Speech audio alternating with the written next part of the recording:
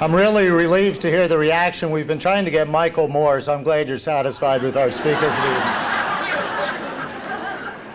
Good evening, everyone, and welcome. My name is Paul George. I'm Director of Peninsula Peace and Justice Center, and I welcome you here on this very special occasion in what is a very special year for the Peace and Justice Center. This is our 20th anniversary of being the Peninsula's leading grassroots organization.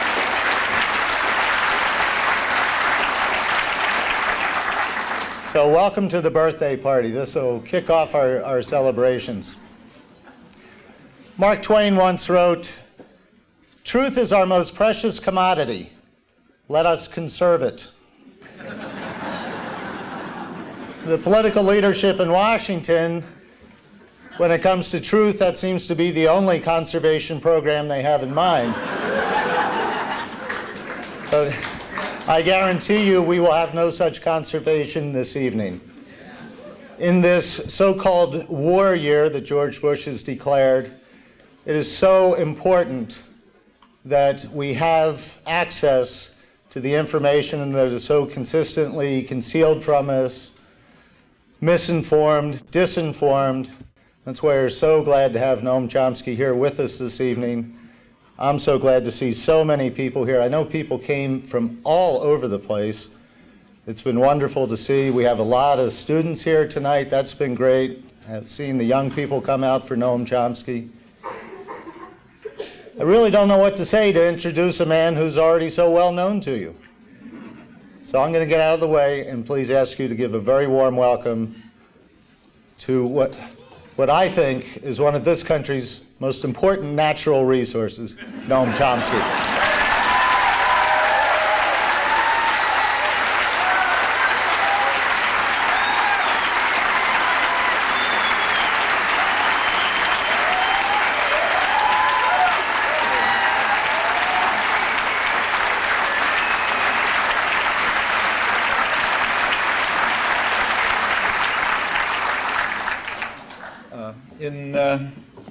Let me check first and make sure you can hear me.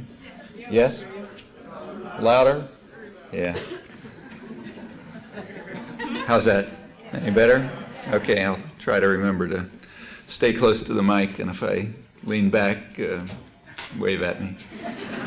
In the last couple of years, I've been in the thousands of talks I give all over the place. I've found myself kind of reluctantly giving talks about endangered species, meaning by that things like democracy, human rights, socioeconomic development, others. But the prime one, unfortunately, is human beings, ourselves. I think there's a very serious threat to survival. It's not a joke.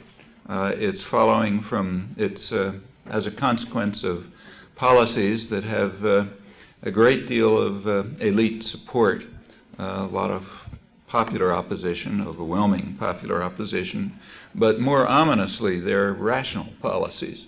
That is, rational within a framework of ideological and socioeconomic institutions that exist and are pretty stable. And within that framework, policies leading almost inexorably to self-destruction do appear rational and are being pursued. I want to talk about some of these. These are not going to be things that are, actually I've been giving quite a few talks here in the last couple of days in this area, and they've mostly been on topical matters, but I want to turn to things that are maybe, in my view, more important. They do involve issues of survival, but are not on the front pages. They ought to be. However, first I will say a couple of words about things that are on the front pages. These concerns have been put to the side in the last several months by, at least in public discussion, by the threat of international terrorism, which compels us to peer into the abyss of the future. That's a title. It's supposed to be careful about plagiarism these days, and that's plagiarism. I took it from a full-page headline in the New York Times about September 11th. Well, September 11th was undoubtedly a major atrocity, major terrorist atrocity, and it was regarded that way throughout the world, virtually without exception. However, sometimes it is useful to pay a little bit of attention to what people are saying outside the little cocoon of rich and privileged and powerful people within which most of us spend all our lives. Me too. And in fact, there were interesting things to say outside of that about international terrorism. It was, so for example, in Central America and the Middle East, which have had considerable experience with international terrorism, described as a plague spread by depraved opponents of civilization itself in a return to barbarism in the modern age, so on. I happen to be quoting Secretary of State George Schultz. He was the moderate of the Reagan administration. Some of you will remember. They came to office 20 years ago declaring that the war against international terrorism was going to be the focus of U.S. foreign policy, and particularly they would concentrate on Central America and the Middle East, which they described as the center of the operations of the depraved opponents of civilization itself. Well, it's interesting that we haven't heard anything about this in the last 6 months after the war on terrorism was redeclared on September 11th. It wasn't declared. It was the same war with the same rhetoric, actually even the same people, if you look. Probably it'll be carried out about the same way, has been so far. But nothing has been said about this not very ancient history, although in places like the Central America and the Middle East, they haven't forgotten it that quickly. The places where the war against terrorism was focused. In Central America and the Middle East, they have memories. Like they have memories of the fact that the defenders of civilization launched terrorist campaigns of unprecedented scale and violence in both areas, in Central America and the Middle East, which just overwhelmed any other terrorism that might be taking place there by orders of magnitude. And this they do remember, undoubtedly. I just happened to return a couple of weeks ago from the site of one of the more recent international terrorist campaigns, namely southeastern Turkey, where there was a savage assault against the population beginning in the mid-'80s, peaking in the 1990s. During the Clinton years, some of the worst atrocities and ethnic cleansing of the 1990s, far worse than anything that Milosevic is being tried for in connection with Kosovo. 2 or 3 million people made refugees, a couple of thousand towns and villages destroyed, tens of thousands of people killed. Kurds, this Turkish campaign against the Kurds. Every imaginable form of torture and barbarism. It's all well reported in human rights reports and scholarly literature and so on, and of course they know all about it. It's international terrorism because we paid for it. It was all done with the military and economic and doctrinal support, diplomatic support of the United States, first by the Reagan-Bush administrations, but then peaking under Clinton. In fact, in the year 1997 alone, Turkey, that single year, Turkey received more U.S. military aid than in the entire period from the beginning of the Cold War up till the onset of the counterinsurgency campaign in the mid-'80s combined. Notice that absolutely nothing to do with the Cold War. It's just straight, outright international terrorism, organized, paid for, supported, encouraged in Washington.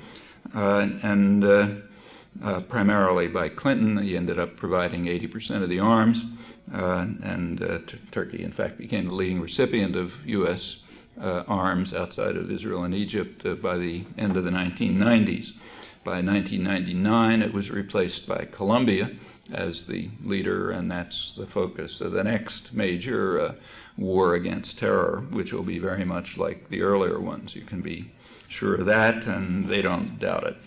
Well, the repression of the Kurds had been far worse than anything bad as Kosovo might have been. It was far worse than anything reported there and remains so right up until the present moment. It's a kind of dungeon for millions of people now. You may have read in the papers today or heard on NPR, as I did driving somewhere, that for the first time Afghans were able to celebrate the Persian New Year. Great celebration about that, and it's a good thing. Not for the reasons they talked about, but we can be happy that they did that. The same celebration takes place in Kurdish areas, in all the sort of Kurdish Persian areas everywhere, except southeastern Turkey, where it was banned by the Turkish government. A couple of people killed, big demonstrations.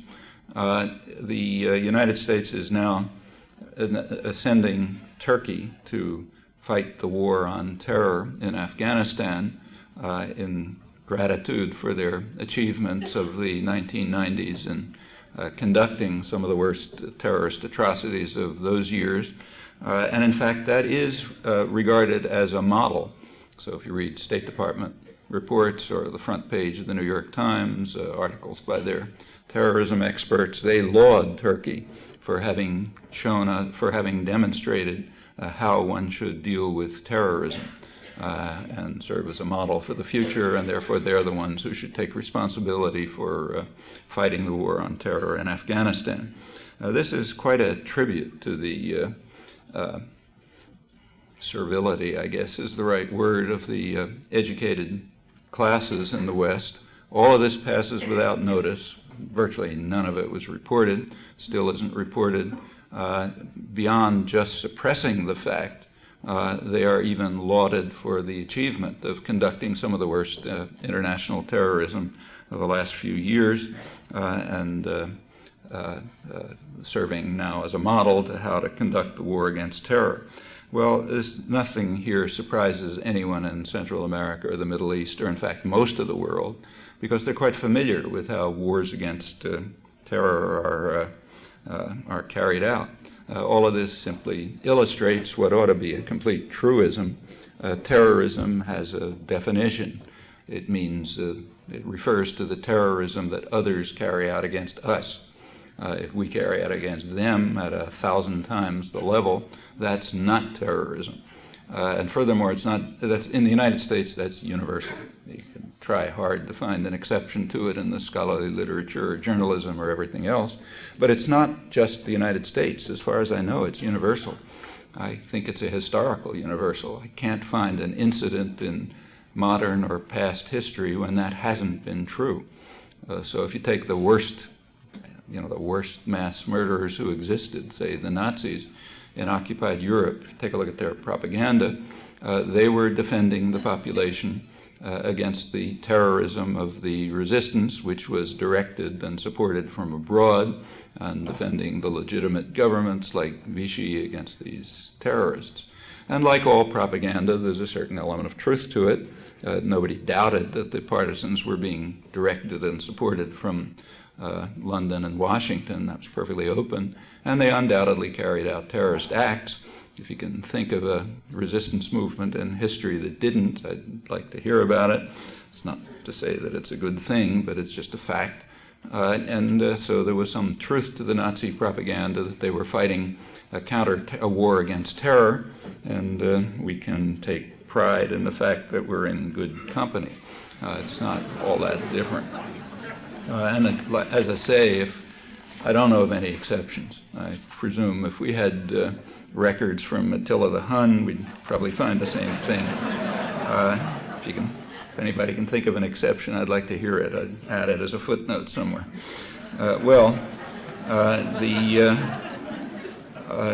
Some of these things remain in memory, some don't, and they follow the principle. So, for example, on March 11th, there were solemn ceremonies around the country, very well reported, commemorating the six-month anniversary of the atrocities of the World Trade Center.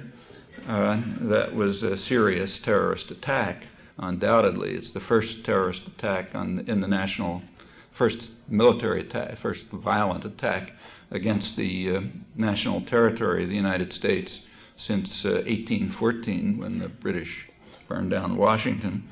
And every December 7th, and that's justified, you should commemorate that. On every December 7th, we commemorate an attack against military bases in 2 U.S. colonies on 1941. And yes, those are terrorist atrocities or aggression as well. And that makes sense. We should commemorate those crimes. There are others that pass without mention. For example, this month, which happened March of 2002, happens to be the 40th anniversary of March 1962. That was the month in which the Kennedy administration publicly announced that it was sending the U.S. Air Force to bomb South Vietnam and initiate chemical warfare to destroy food crops, authorized napalm, officially began the project of driving hundreds of thousands of people. It ended up being maybe 10 million people into concentration camps and slums, try to overcome indigenous resistance. That's 40 years this month. Haven't noticed any commemorations or any reference to it. And the reason is it's kind of like the atrocities in southeast Turkey. It didn't happen. And it didn't happen because we did it. And since we did it, it's not a crime. In fact, it's not even part of history. Maybe, as far as I know, in fact, that one is even lauded as a noble cause and a noble achievement. Left millions of, South Vietnam was the main target of the U.S. attack all the way through, ended up practically destroyed, the rest of the Indochina along with it, millions of corpses. Nobody knows within millions, literally, what the number of dead was. Because of another principle, you don't investigate your own crimes. You investigate other people's crimes with, laser-like intensity, but your own, since they don't exist, there's no need to investigate them, and we don't even know. In fact, among the general public, information is so slight that the one study I know of that was done to try to see what people thought, so what's your guess as to how many Vietnamese victims there were? Turns out the mean guess is 100,000. That's as if in Germany now, if you ask people how many Jews were killed in the Holocaust, the mean guess was maybe 200,000. If that happened in Germany, we'd think there's a problem there. If you got results like that. Well, we don't think there's a problem here because Germany was defeated and therefore they have to face the facts of what they did. But the United States has always been victorious 100% of the time. And when you're always victorious, it's very bad for the character. And part of the defect is you just don't pay attention to what you did to other people. So therefore you don't have to worry about how the first war on terror was waged or how this one's being waged or the fact that some of the major terrorist atrocities of just the last few years are in fact not only the atrocities overlooked, they're actually lauded as successes in counterterror, and the agent of them is praised. Sometimes it takes real effort to ignore these things. So you may have seen a couple of days ago, I got the clipping here, March 11th, there was a front page story in the New York Times, probably the San Francisco Chronicle, about big headline says, "Some see panic as main effect of dirty bombs." Some Federation of American Scientists discovered that radioactive materials that are in quite wide use in the United States, radioactive cobalt rods that are used to irradiate food and so on, can be turned, in principle at least, into what they call dirty bombs. They could be spread over cities, say New York. They say these would be weapons of terror that would probably kill few people, but would spread panic and produce severe economic damage, would raise radiation levels above what's acceptable by the EPA, Environmental Protection Agency, and would undoubtedly cause panic. So that's a front page story, and it should be, indicates the kind of abyss that we should be peering into. The couple of days before that, 3 days before that, the wire services reported, it was barely, had a friend do a database search, barely noted in the press, but all the wire services reported a conference going on in Vietnam, which had leading U.S. specialists on public health, mainly concerned with the effects of chemical warfare. This is not the possibility that some people, a few people, might suffer from a dirty bomb in the future, but rather the chemical warfare of the years of the 1960s, beginning in March 1962. The leading U.S. specialist, a professor at the University of Texas, had been doing blood tests of dioxin levels around South Vietnam. North Vietnam was spared this particular atrocity. It was just the South that had the chemical warfare attacks beginning just 40 years ago. And he found dioxin levels up to 200 times above average. That's one of the most severe carcinogens. There is some investigation of this by foreign journalists. One of the leading Israeli reporters, very well-known and respected reporter, Amnon Kapeliuk, traveled through the region in 1988 and reported in Israel that what he called hideous deformities among children, deformed fetuses in the hospitals, horrible effects. He estimated at that time, 1988, about 250,000 victims. The public health specialist a couple of days ago pointed out that there's still new victims, so it's something very lasting. But again, that's not a crime. It's not like the possibility that some people might be affected by dirty bombs by terrorists in the future. This is just, who knows how many, maybe 250,000 people affected by U.S. chemical warfare in South Vietnam, so therefore it isn't even worth mention. Actually, sometimes it is mentioned. About 10 years ago, there was an article in the New York Times in the science section by their Southeast Asia correspondent, Barbara Crossett, who pointed out that it's kind of a mistake for us not to investigate this question, because it's a perfect experimental situation. We have two genetically identical populations, North and South Vietnam, so we have a control group and a test group. One of them was subjected to intensive U.S. chemical warfare, the other was not, and if we investigated it, we might learn something that would be useful for us. So therefore, we're kind of overlooking a real opportunity by not paying any attention to this problem. The conception that maybe we ought to do something about it, like pay reparations or try to cure people or something, I mean, that is so remote from, it's just unintelligible. The words don't mean anything. You can't say it in polite company. Well, those two stories differed in that one was a front page story and the other was unmentioned, and that again illustrates the principles. The principles are, we don't commit any crimes. It's kind of a logical impossibility, and terrorism is what they do to us, not what we do to them. So therefore, it was unnecessary in the past 6 months to report anything about the history of terrorism. And if you look carefully, you'll find nothing. Nothing about the first war on terrorism, nothing about the fact that the same people who ran that one are running this one, and nothing about the fact that the U.S. was condemned for international terrorism in Central America by the World Court, would have been by the Security Council if it hadn't vetoed a resolution calling on all states to observe international law. The current leader of the war on terrorism is the only state in the world that has happens to be both condemned by the highest international tribunal for international terrorism, but also happens to be the only state in the world that has vetoed a Security Council resolution calling on states to observe international law. Its assistants in its coalition partners are leading terrorist states.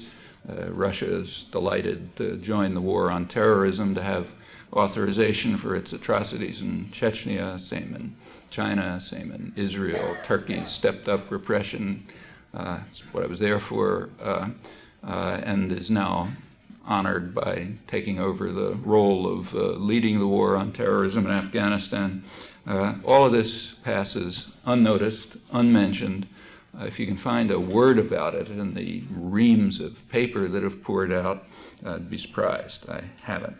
Well, that's inside the cocoon. We happen to be rich, privileged, victorious, powerful. We don't have any responsibility to pay any attention to what's going on in the world. Well, outside the cocoon, you hear different voices. So in Diyarbakir, where I was a couple of weeks ago in southeast Turkey, where the celebrations were just banned yesterday with troops and demonstrations and killings, they do condemn the September 11th atrocities. But they also remember very well their own suffering at our hands, which vastly exceeds anything that took place in September 11th, horrible as that was, and they still live under harsh military rule that relies crucially on U.S. support at every possible level. That means military support and also silence, which is major support for atrocities. In Central America, up and down the region, again, if you read the press, the atrocities of September 11th were condemned, but with memories. So in Panama, for example, one of the least affected countries, the press condemned the September 11th bombings the way everybody else did, atrocities the way everyone else did, but pointed out we're not unfamiliar with it. And they referred to Operation Just Cause, George Bush the first, who invaded Panama and in one bombing raid, attacking a poor barrio, a slum, Barrio Chorrillo, according to the Panamanians, killed a couple of thousand people in one raid. Well, we don't know anything about that since, again, it's our crime, so we don't look at it. But the Panamanian estimates are approximately 3,000 people killed in one bombing raid in Operation Just Cause, which was, as you'll recall, an operation undertaken to kidnap kind of a minor thug whose crime was disobedience, not criminality. He had carried out plenty of criminal acts.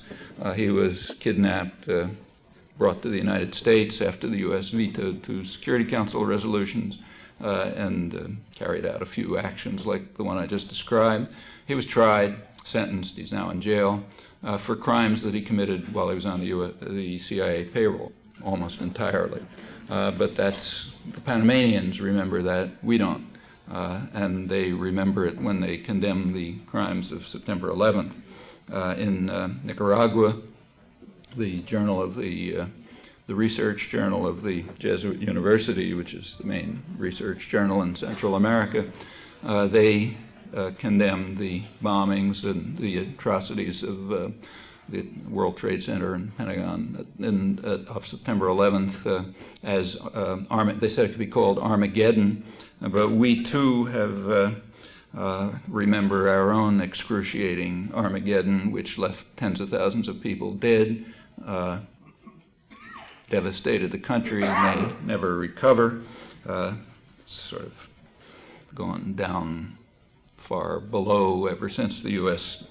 took it over again in 1990. It's now the second poorest country in the hemisphere after Haiti, which also remembers a number of things. For example, they remember that they've been the target of most U.S. intervention, military intervention in the 20th century, and are now the poorest country in the hemisphere. They also remember that right in the midst of all the furor about the unwillingness of the Taliban to hand over alleged criminals, suspected criminals, meaning that we have a right to bomb them because they don't want to hand these people over to us, that we refuse to provide any evidence and refuse to consider their offers of negotiation. Right while all this was going on, Haiti renewed its request for the extradition, a formal extradition, of a leading war criminal, Emmanuel Constant, who's happily living in New York. He was the head of the paramilitary forces that were responsible for killing maybe 4,000 or 5,000 people in the 1990s under a military junta, which was in fact supported by Bush #1 and Clinton. And they've sentenced him in absentia. There's no problem in this case about finding evidence or finding the perpetrator. But the U.S. won't extradite him, nor will the press even report it because it's so insignificant. 4,000 or 5,000 black people.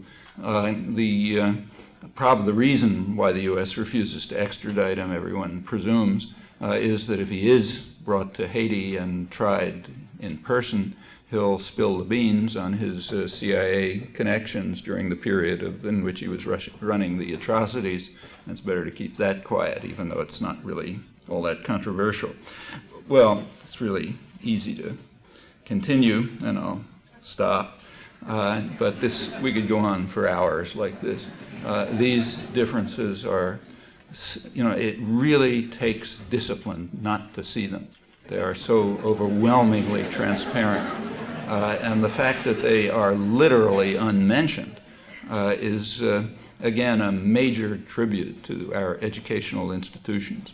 It takes, you have to give them credit for being able to create people like us, me too, go through these things and come out well-trained, so as not to see things that are so glaringly obvious and so humanly significant. It's not like missing some triviality. We're talking about things of extraordinary importance.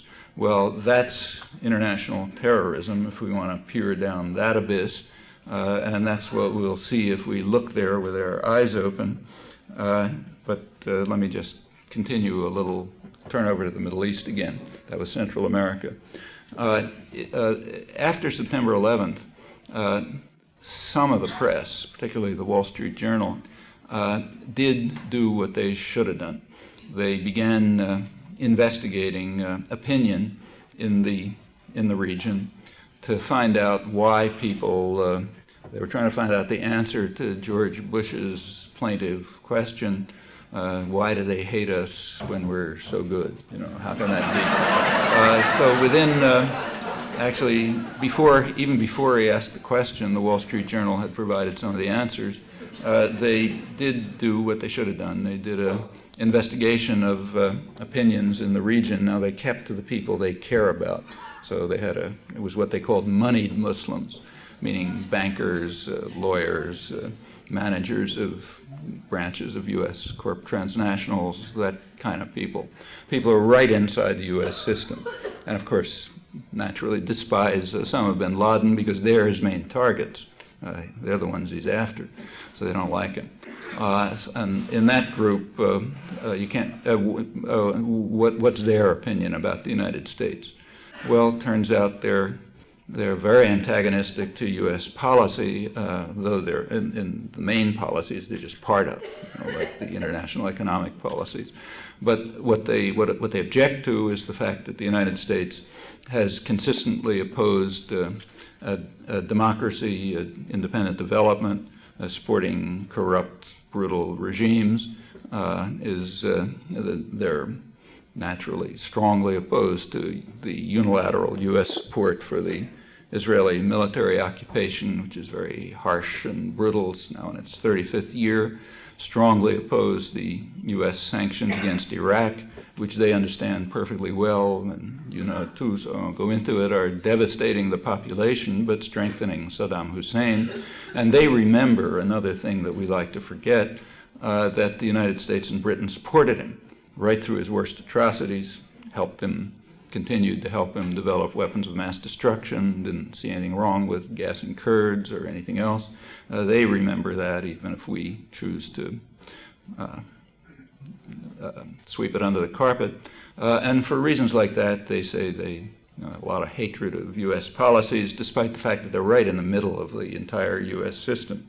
Well, that's one answer to George Bush's question. It's not the kind of answer you read in most of the intellectual journals and the press and so on. There you read sophisticated answers about how people of that region have bad cultures, or they are left out by globalization, or they, can't stand their freedoms and their magnificence, and so on and so forth. Anyone who is seriously concerned with these issues, certainly anyone who's a specialist in international affairs or the Middle East, knows that there's nothing new about these answers.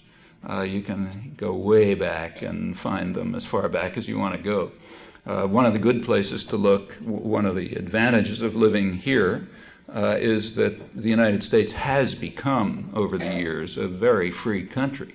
Not a gift from the gods, but as a result of plenty of popular struggle, it's become an unusually free country. Uniquely so in some respects. We have more information about high-level U.S. policy planning than you can find about any country in the world that I know about. Tons of declassified material which shows how policy is being conducted and what the thinking is. Well, obvious place to look, if you want to find out more about this, is the records for 1958. The reason is that 1958 was a critical year in U.S. international affairs for a lot of reasons. I'll explain it later if you like, but in particular with regard to the Middle East. It was a critical year because it was the first year in which some country, namely Iraq, had been able to break out of the Anglo-American condominium over the world's energy resources. Iran had tried, conservative nationalist regime, but they were there was a military coup, U.S.-British military coup that overthrew it. Iraq actually broke out, and it was a huge issue, big flurry of activity, military forces all over the place, almost came to nuclear weapons. It was an enormous issue. So if you want to understand what the U.S. was thinking about, you look back to those records. Well, if you do, you find that President Eisenhower, in internal discussion, observed to his staff, his words, that there's a campaign of hatred against us in the Middle East, not by governments, but by the people. And there was discussion about this. The National Security Council, the highest planning body, gave their analysis. They said that the reason is that there's a perception in the region that the United States is supporting harsh and brutal and corrupt regimes, and is blocking democratization and development, and is doing so because of our interest in controlling the oil reserves of the region. And they said it's difficult to counter this perception because it's accurate.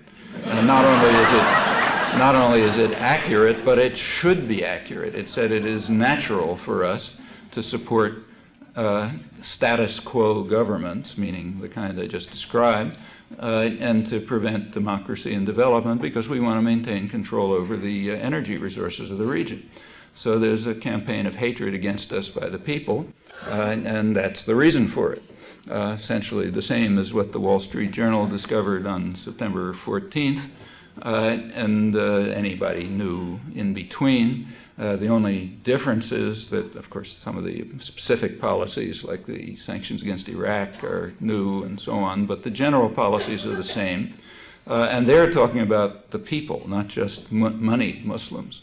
And among the people, there's a much deeper resentment because they don't see any particular reason why the wealth of the region should flow to the West and to the moneyed Muslims, but who are cooperating with the West and not to them.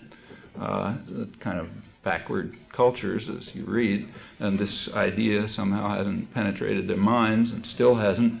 So there's an even deeper campaign of hatred among the people who aren't moneyed Muslims in the middle of the U.S. system. So if you want to listen to some voices outside the cocoon, it's not hard to hear them. and they'll answer the questions about why there's a campaign of hatred against us, whether it's now or in 1958, and in a good part of the rest of the world, where people just don't enjoy being ground to dust under somebody's boot. They don't like it, and it leads to hatred. You can avoid, you can indulge in the fantasies if you like, but that's a choice. You certainly don't have to. There's a lot more to say about this, but let me put these relatively topical issues aside and look at some other things. A couple of weeks ago, you read, certainly, the front page stories on George Bush's, current Bush's, nuclear posture review. And that was kind of interesting. It wasn't interesting because of the content. There was almost nothing new in the content. What was interesting is that it was reported, that it had been leaked and reported. And since the content is essentially the same as everything that preceded, which was already public, though not reported, one wants to know why was it suddenly leaked and reported. And here we can only speculate, but my guess is that there probably are people inside the administration who aren't happy about the fact that certified lunatics have their hand very close to the button. Some of them you may actually have run into on the Stanford campus. But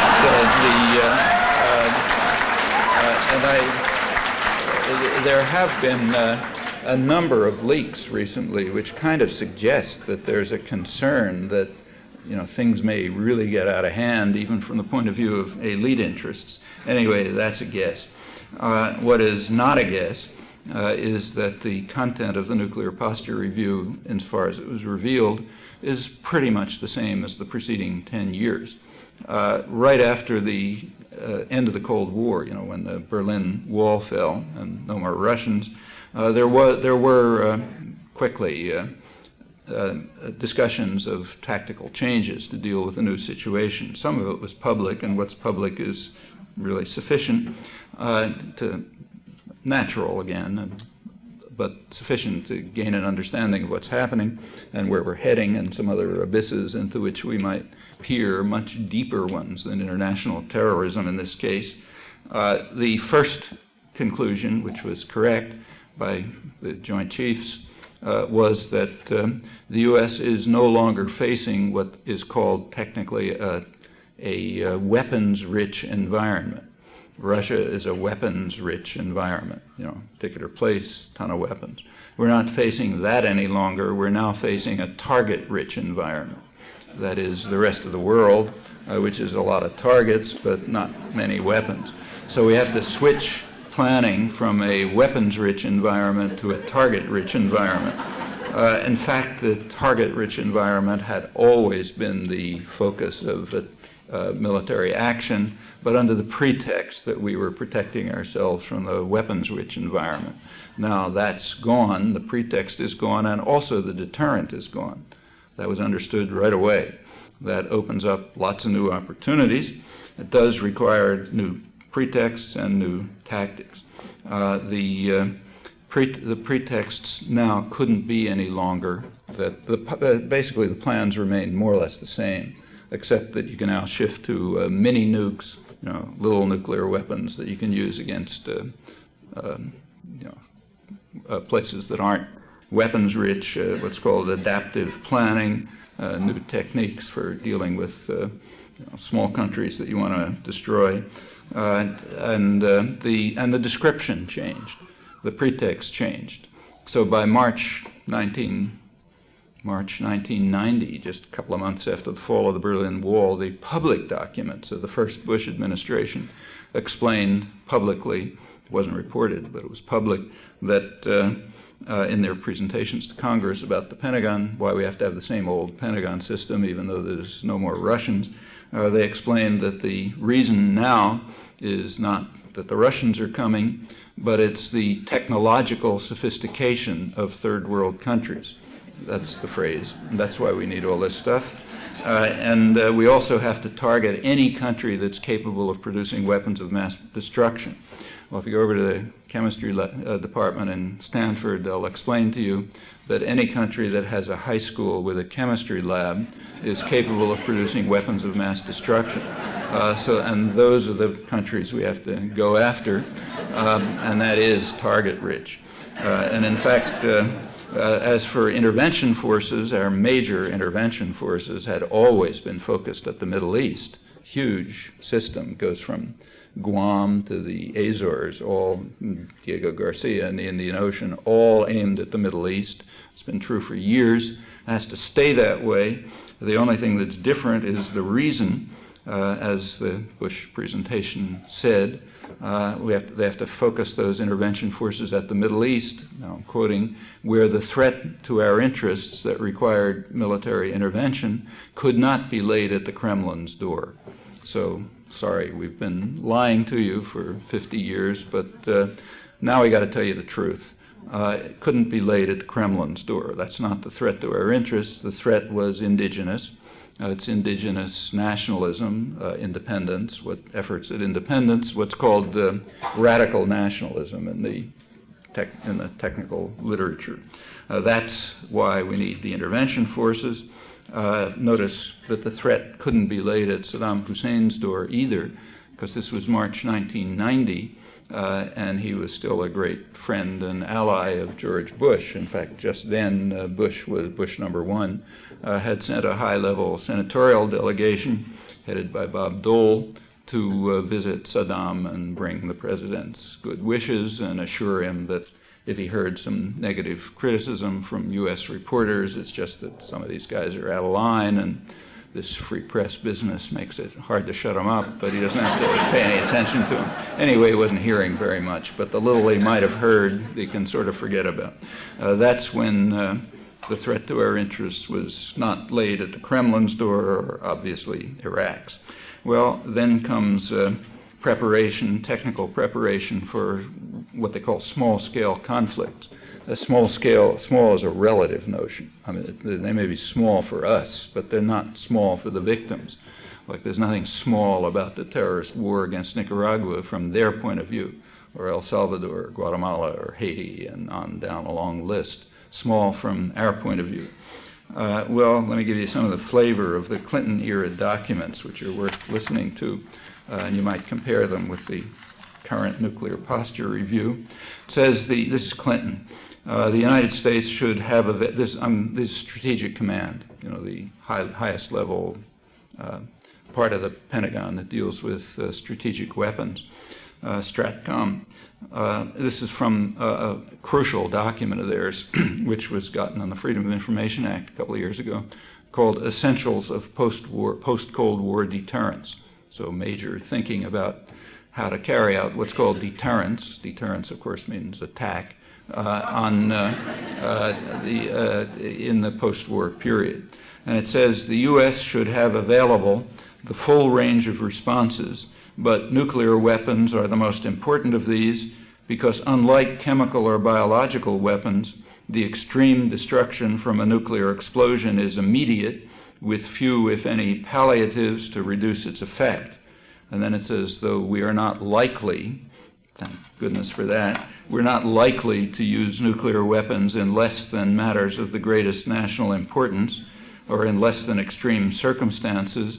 They have to be available all the time because they cast their shadow over any crisis or conflict, and we therefore have to have them. Then there's a section called Maintaining Ambiguity, and it says it's important that planners should not be too rational about determining what the opponent values the most. It all has to be targeted. It hurts to portray ourselves as too fully rational and cool-headed, that the United States may become irrational and vindictive if its vital interests are attacked should be part of the national persona we project. It's beneficial for our strategic posture if some elements may appear to be potentially out of control. And it goes on to say, if this sounds familiar, it's not an accident, nuclear weapons seem destined to be the centerpiece of U.S. strategic deterrence for foreseeable future, we must therefore reject any no first use policy. There never has been one, but we must not institute one. We make it clear that our reaction may either be response or preemptive. Actually, that notion of preemptive reaction is an interesting one, which tells you what deterrence means. So we have to have preemptive reaction, which means undermining the stated goal of the Non-Proliferation Treaty. We should not agree to any so-called negative security assurances that ban the use of nuclear weapons against non-nuclear states that are parties to the treaty. All of this has apparently been confirmed by Clinton's internal nuclear posture review, parts of which have been declassified, and subsequent presidential directives. So that's the old nuclear posture stand, and the new one is not very different. Interesting question is why it was suddenly publicized. Heard my guess. For the future, we also have to face for ourselves, now back to terrorism, the fact that small nukes can be smuggled into any country, including the United States, with no difficulty. There's a recent high-level technical report, I'm quoting it, which says well-planned operations to smuggle weapons of mass destruction into the United States would have at least a 90% probability of success, much higher than ICBM delivery. So that raises the question, what's missile defense about if those threats are so enormous? And the answer is the missile defense program does have an effect on existing threats, namely it enhances them. And furthermore, that's understood. It's not a secret. So much of the fuss about ballistic missile defense these days is criticism about whether it'll work. So critics say it's not going to work, too easy to fool it. But I think they're missing the point. It's much more dangerous if it looks like it might work. It's enough for it to look as though it might work, because in this kind of deadly game, appearance and reality are the same thing. Nobody can take a chance. So it looks like it might work. Potential adversaries are going to have to interpret the system as if it would work. They have to, just as we would if it was inverted. And U.S. intelligence has been very clear about the consequences. They point out, have for years, this Clinton years, that if the U.S. deploys a system that looks realistic, that's going, I'm quoting now, that'll impel China to develop new nuclear-armed missiles, expanding its arsenal tenfold, probably with MIRVs, multiple warheads, prompting India and Pakistan to respond with their own buildups. That then leads to a ripple effect throughout the Middle East. Same intelligence officials predict that Russia and China both would increase proliferation, including selling countermeasures to such nations as North Korea, Iran, and Iraq, and Syria. They also point out that Russia's only rational response to the national missile defense system would be to maintain and strengthen the existing Russian nuclear force. That's the analysis of U.S. intelligence about deploying a system that has even a likelihood of working. The Bush administration agrees. They announced on September 1st that they have no objection to China. I'm quoting from the press now. They have no objection to China's plans to build up its small fleet of nuclear missiles. That's shifting policy pretty sharply in the hope of getting Chinese acquiescence to the then planned, now implemented demolition of the ABM treaty. For similar reasons, Clinton's negotiators had already encouraged Russia to adopt what's called a launch-on-warning strategy, computerized strategy that says, if some computer senses a danger, send off the missiles. Clinton negotiators had urged Russia to do that. Same reason, to try to get them to acquiesce to the programs we're carrying out. Some experts, nuclear experts who were asked about this regarded it as, in their words, pretty bizarre, because we know that their computerized systems are deteriorating, their warning systems are deteriorating and full of holes, prone to false alarms. That increases the threat of Russian unauthorized, accidental, or erroneous launches, meaning destruction. We're finished, and that increases the threat. The administration also announced plans to, September 1st again, to share detailed information on its missile defense programs with China. That's going to enhance China's capacity to overcome any U.S. Systems, and also to transfer information to others who have similar concerns about being targeted. Strategic analysts point out that change of policy encourages China to aim more nuclear-armed missiles at the United States and Japan, with the expected effect on Japanese and Taiwanese programs, as well as India, and then onwards. Same day that all this was reported, the national press also reported independently that the U.S. was about to impose sanctions on China for allowing the transfer to Pakistan of missile parts and technology that are essentially for weapons that can carry nuclear warheads. It's all happening at the same time. Clearly, and it's understood, programs like missile defense increase the danger of destruction for the United States and for others. But that's just not important. And furthermore, it's not new. That's the whole history of, that's military history, including the history of the arms race for the last 50 years. So just think about that. 50 years ago, around 1950, there was only one, the U.S. had an overwhelming security, but there was a potential threat on the horizon. Didn't exist yet, but it might come into existence.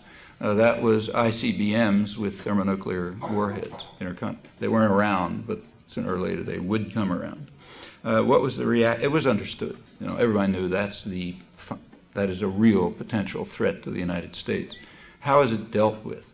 Well, there's a history of the standard history of the arms race by McGeorge Bundy. He was Kennedy Johnson National Security Advisor.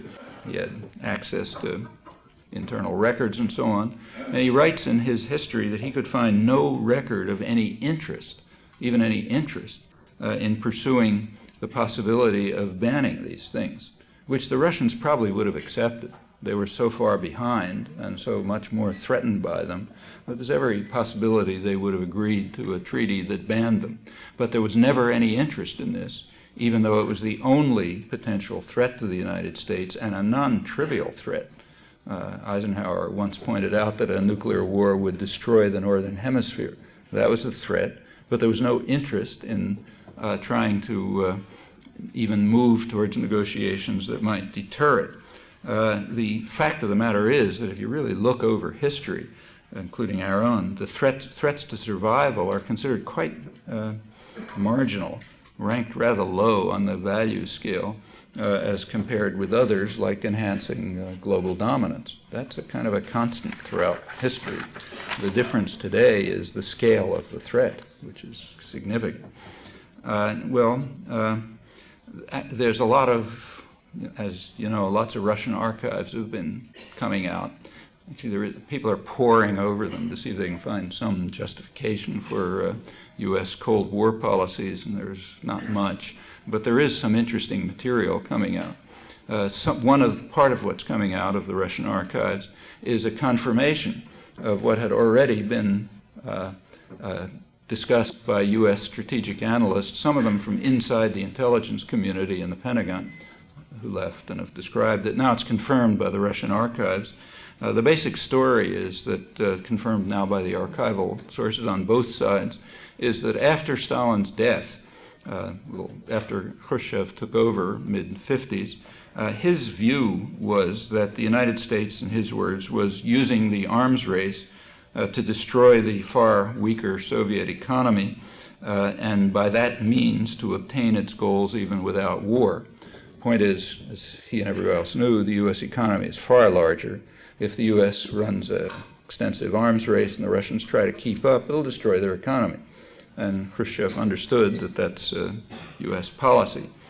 He therefore, over the strong objections of his own military command, we now know this from Russian sources, he initiated a sharp reduction in Soviet offensive military forces and called on the United States to reciprocate. Well, the Eisenhower administration considered it and rejected it, but the death blow to this was given by the Kennedy administration. At that point, Khrushchev made really sharp cuts, called for reciprocity. It was discussed internally and rejected. I'll just quote from the leading scholarly study of the archival records on both sides by Matthew Evangelista. He points out that the Kennedy refusal and their choice instead of a huge escalation of offensive armaments, he said that drove the last nail into the coffin of Khrushchev's agenda of restraining the Soviet military. He was kicked out soon after that, and the arms race picks up and goes on. That's confirmed by internal U.S. sources. Now we have it from both sides. The Soviet reaction to the Kennedy escalation and rejection of these efforts also terminated Khrushchev's reformist programs internally. They might have averted, in fact, it's not impossible that they would have averted this whole social and economic catastrophes, first of all, the stagnation of the Soviet economy from the 1960s, which was a result of this, and the immense human catastrophe of the past decade, which is almost historically without precedent, as well as the destruction of Afghanistan, all kind of other atrocities, not to speak of the very serious danger of nuclear destruction, because it's come very close in the past 40 years. But all of that was evidently regarded as a kind of secondary concern by the Kennedy planners and their predecessors, and indeed their successors. Well, without going on with this, there isn't any real novelty in the Clinton and Bush preferences. You look over time, the correlation between security policies and concern for security is very weak. It's historically the case. It's the case now. So what's the ballistic missile defense for? Well, the first thing to bear in mind about it is that everyone takes it to be an offensive weapon, not a defensive weapon. And that's a kind of doctrinal truism. When you hear the word defense, you interpret it as meaning offense. And in this case, it's assumed that's assumed both by adversaries and by advocates. So, for example, these plans have, of course, been escalated, all of them, not just the missile defense plans, but the much bigger plans for militarization of space, of which they're a small component. They were escalated very sharply after September 11th. The Bush administration saw kind of a window of opportunity to kind of exploit the fear and the concerns of the population and the demands for patriotism, meaning you shut up, to sharply escalate its own agenda on everything, including a major attack against the population, destroying social welfare systems. You know all about this, I don't have to go into it, but also vastly expanding the militarization programs, including the space militarization programs, which they know perfectly well pose a very severe danger far beyond international terrorism to the existence of not only the United States, but in this case, the human species. As I said, even the small component that's missile defense is understood to be an offensive weapon. So China, for example, says what everybody knows when they observe, the top officials, that once the United States believes it has both a strong spear and a strong shield, it could lead them to conclude that nobody can harm the United States and they can harm anybody they like anywhere in the world. Well, the U.S. RAND Corporation, the top military analysis agency, they agree in the same words virtually. They point out that ballistic missile defense, I'm quoting, is not simply a shield, but an enabler of U.S. action. And the logic is obvious. You have a shield, you have a spear. It's pretty obvious. And strategic analysts agree. So kind of at the right end of the spectrum, in the journal National Interest, well-known analyst Andrew Basevich writes that by insulating the homeland from reprisal, missile defense will underwrite the capacity and willingness of the United States to shape the environment elsewhere. And he cites approvingly a commentator from the liberal end of the spectrum, the opposite end, Lawrence Kaplan in the New Republic, who says missile defense isn't really meant to protect America. It's a tool for global dominance. It's about preserving America's ability to wield power abroad. It's not about defense, it's about offense, and that's exactly why we need it. He says it'll provide the United States with absolute freedom in using or threatening to use force in international relations. Kaplan, the New Republic, repeats China's complaint, which he thinks is correct, and he approves of it, namely that it will give the United States the opportunity to do what it wants. It will, in his words, cement U.S. hegemony and make Americans masters of the world, and that's the way things should be. And for exactly that reason, he says, liberal critics are missing the point. They have things exactly backwards.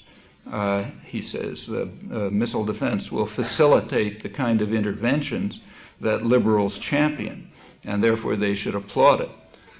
Right? You get the logic. I don't have to explain it. Well, there's kind of a background to this. If you read the same authors and many others, they explain further that there's good reason why we should be in favor of American hegemony. The reason is that history has a natural course, and the United States represents the realization of history's purpose. So I'm quoting, and therefore U.S. domination is kind of by logic beneficial to the rest of the world. If you think there's anything new about this, you haven't studied the right history courses. They're just repeating what was said by leading British intellectuals, people like John Stuart Mill and others, at the peak when Britain enjoyed its day in the sun.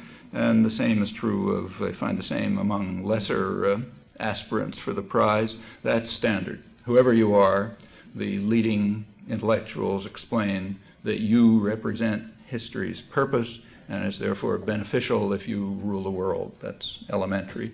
And therefore, if we have a system that allows us to exercise hegemony and rule the world, that's in everybody's interest and in fact realizes history's purpose. Now, these are the hard-headed realists. I'm not talking about the sentimental types. Now, there is a kind of a problem about missile defense, kind of like a technical paradox, which you can see discussed in the, even in journals like, say, Foreign Affairs, the main establishment journal.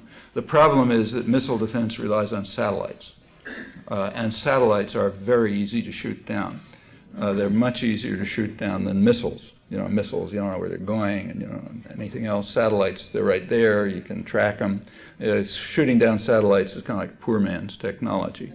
So how can you have, if we destroy, as we already have, the anti-ABM treaties, well, that means anti-satellite weapons are now legitimate, and that undermines the possibility of missile defense. So it's kind of like a paradox. But there's an answer. The paradox is, it's at least in some imagined world, there's an answer.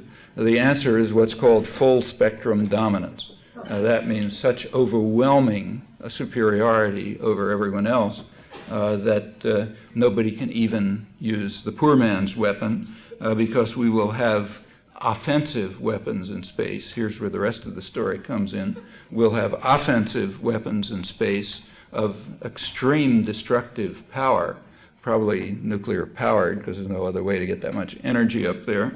And they'll be ready for launch with instant computer controlled reaction because you can't waste any time in these cases. That very much increases the risk of total destruction, mass slaughter and destruction, if only because of what are called in the trade, literally, normal accidents. Normal accidents are the kind of accidents that occur in any complicated system, unpredictably. You know are going to occur, you just don't know when or why.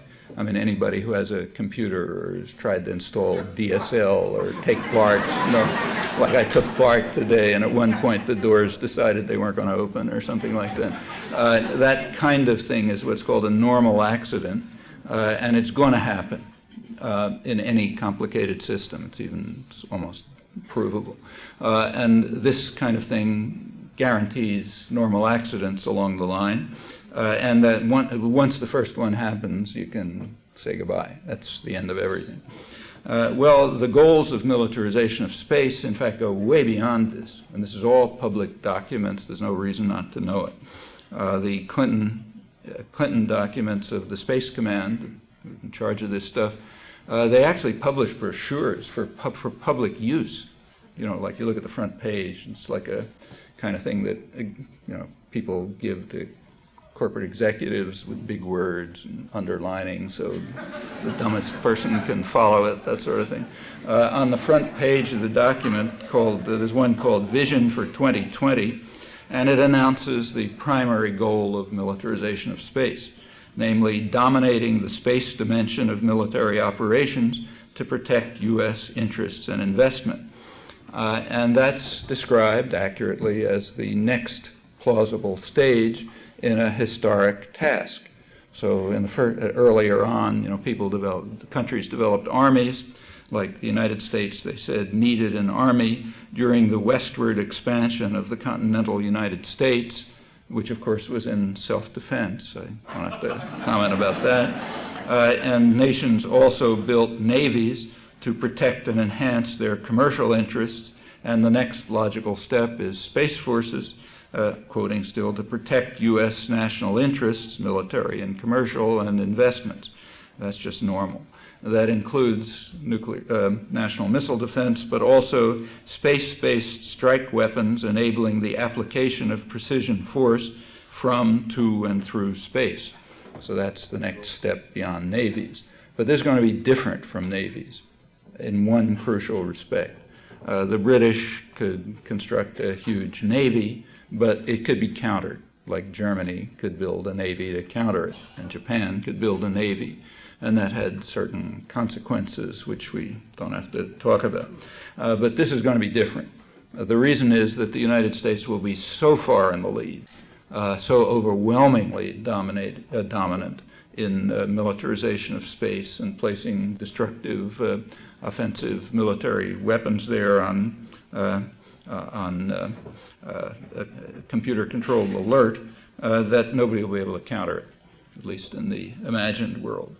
That'll make the U.S. immune. That's one of the reasons why we have to vastly outspend all adversaries and allies combined, and even increase it further, requires total dominance. So nothing can counter U.S. hegemony, which, remember, is for the benefit of the world by logic. And the U.S. will then remain immune except for one thing, that very narrowly circumscribed category of terrorism, which is allowed to enter the canon because somebody else does it to us. Well, they go on, interestingly, to say that this need for, I'm talking about the military planners, the need for total dominance will increase as a result of the globalization of the world economy. The reason is that globalization is expected to bring about a widening of the divide between the haves and the have-nots. That's an assessment which is shared by U.S. intelligence and by U.S. academic specialists.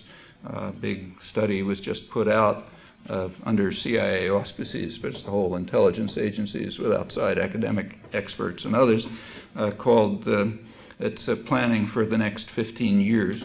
And their conclusion is that globalization should proceed on course, though its evolution will be rocky, marked by chronic financial volatility, which incidentally translates into slower growth and more suffering for the poor majority, and also a widening economic divide. Okay, that's the prediction if everything works right. You know, slower growth and a widening economic divide. The military planners make the same assessment, and they're concerned that the widening divide is going to lead to unrest among the have-nots, you know, the growing numbers of have-nots, and that, of course, requires that the U.S. has the force to control it, quoting them, using space systems and planning for precision strike from space as a counter to the worldwide proliferation of weapons of mass destruction by unruly elements, which is a predictable consequence of the recommended programs and is pretty easy in the future, just as the widening divide is an expected consequence of the preferred form of globalization. Notice that that's counter to the economic theories that are professed, right? According to the economic theories that you study at Stanford, globalization is supposed to lead to a single market, right? That's the measure of international integration. But what's expected is exactly the opposite. Namely, it's going to lead to a widening divide, which is correct for the form of globalization that is intended. It's not international economic integration. It's a particular form of corporate-oriented globalization, which is sometimes described honestly. So like the Wall Street Journal describes what are presented publicly as free trade agreements, they call them free investment agreements, and that's correct. That kind of globalization, you expect to reduce globalization in the technical sense, but to increase it in the doctrinally preferred sense with much slower growth, which has been a characteristic of the past 25 years anyway. It's going to slow even more because of increasing financial volatility, more suffering, and a widening divide, meaning less globalization in the sense of an economics course, but more in the sense of reality, preferred doctrine at least. Well, they could have gone on to give a deeper historical background. It's getting late and I won't do it. But if you look at the history of industrialization, history of industrial development, you discover very quickly that since the 18th century, the modern industrial revolution, it's been very heavily military based. That includes the American system of mass production that amazed the world in the 19th century, which came out of armories, Springfield Armory mainly. It includes the basis of the automotive industry. A century ago, the main technical problems in mechanical and electrical engineering had to do with things like placing a huge gun emplacement on a moving object, namely a ship, and trying to set it up so it could hit another moving object, namely another ship. Those were problems which are kind of analogous to the problems of space vehicles today. And working on those within the military system made it possible to socialize the costs and the risks, means the public pays for them under the military cover, but then privatize the profits if anything works out. And that's exactly what's expected from the current space system. And in fact, anyone who looks at the modern economy knows that's how it developed. So the so-called new economy, computers and telecommunications and all that kind of stuff, almost entirely comes out of the very dynamic state sector. That's why if you look at the World Trade Organization rules, they have a thing called a national security exemption, which means that you're allowed to violate the rules for national security. Well, national security means anything having to do with the military, and for the United States, that means the whole cutting edge of the economy for the last 50 years and for the future, and in fact, a good bit of the past. And the same for other industrial countries. Doesn't do Haiti much good, but for the guys who run the world, the masters of the universe, it does them a lot of good. Well, throughout history, it has been understood that all of this is very dangerous. And in fact, that's, we have a history of wars that tells us how dangerous it is. What's different now is just the scale, and the scale is qualitatively different, not slight differences. Well, I'm going to stop. There's a lot more to say about all of this. These are some, not all, of the deep abysses into which we ought to be peering. The good side of the story, which there really is less need to talk about because we all know it and we don't have to congratulate ourselves on achievements, but there have been plenty of them. I mentioned that we're now commemorating the 40th anniversary of the attack on South Vietnam without any notice. The reason there's no notice is because there was no protest at that point in, say, Berkeley or anywhere else. Nobody cared if the United States was going to start bombing another country and attack it with chemical warfare. That's fine. That's what we do. No American president could conceivably do anything like that today. It took years at that time before any protest developed. Out of that protest and the parallel civil rights movement and other popular developments, big changes took place. One change that the changes that took place over the past 30 or 40 years have made the country a lot more civilized. There couldn't conceivably have been a meeting like this 40 years ago, or probably even 20 years ago. There's been a constant improvement. Places just a lot more civilized in lots of dimensions.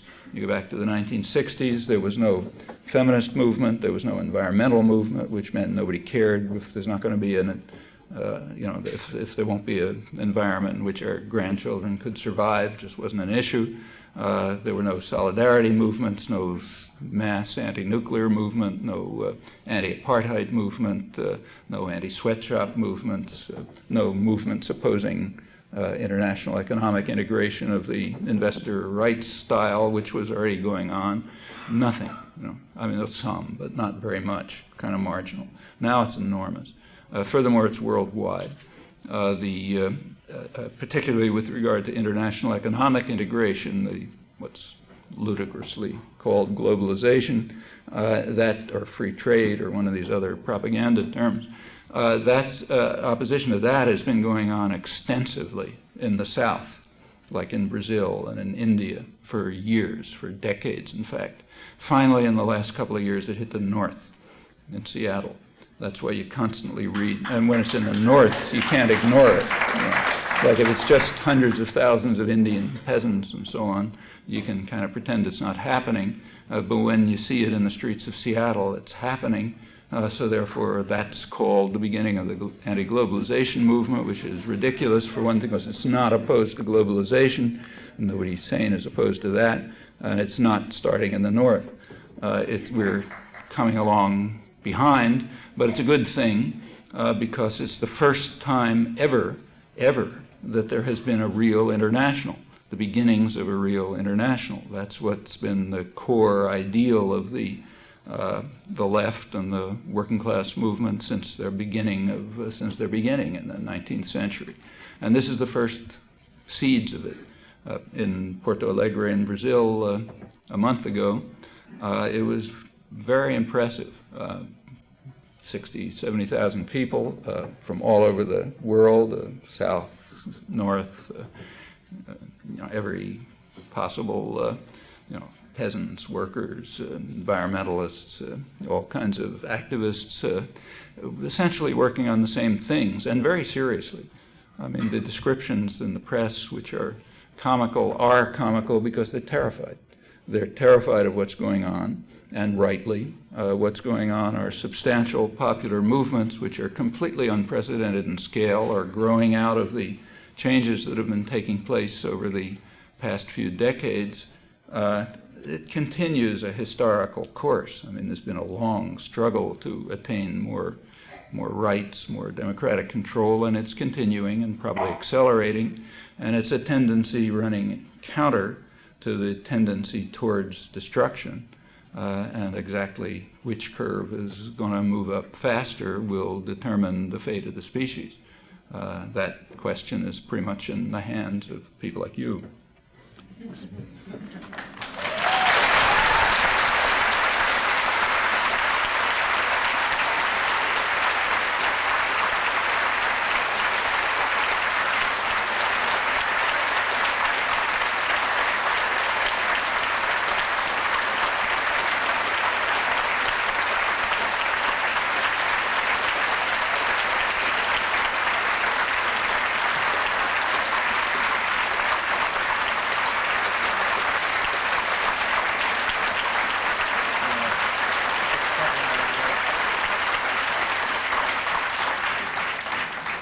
We're going to give Professor Chomsky a couple of moments to catch his breath and write his next book, and then we'll have a question and answer session. As I mentioned, this is the Peace and Justice Center's 20th anniversary, and I know there are a whole lot of people in this room, because we looked at the ticket orders, who are not members of the Peace and Justice Center. We're going to take just a couple of minutes to tell you about the Peace and Justice Center and what a little bit of that history is, how the Peace and Justice Center fits into this movement that Professor Chomsky was just talking about. To do this, I'd like to introduce Peggy Law. She's the Executive Director of the National Radio Project. The National Radio Project produces a weekly half-hour program that's distributed for free to community radio stations all around the country, 150 stations, putting on the air the voices of people who need to be heard and aren't and who are normally overlooked by the mainstream media. Please welcome Peggy Law.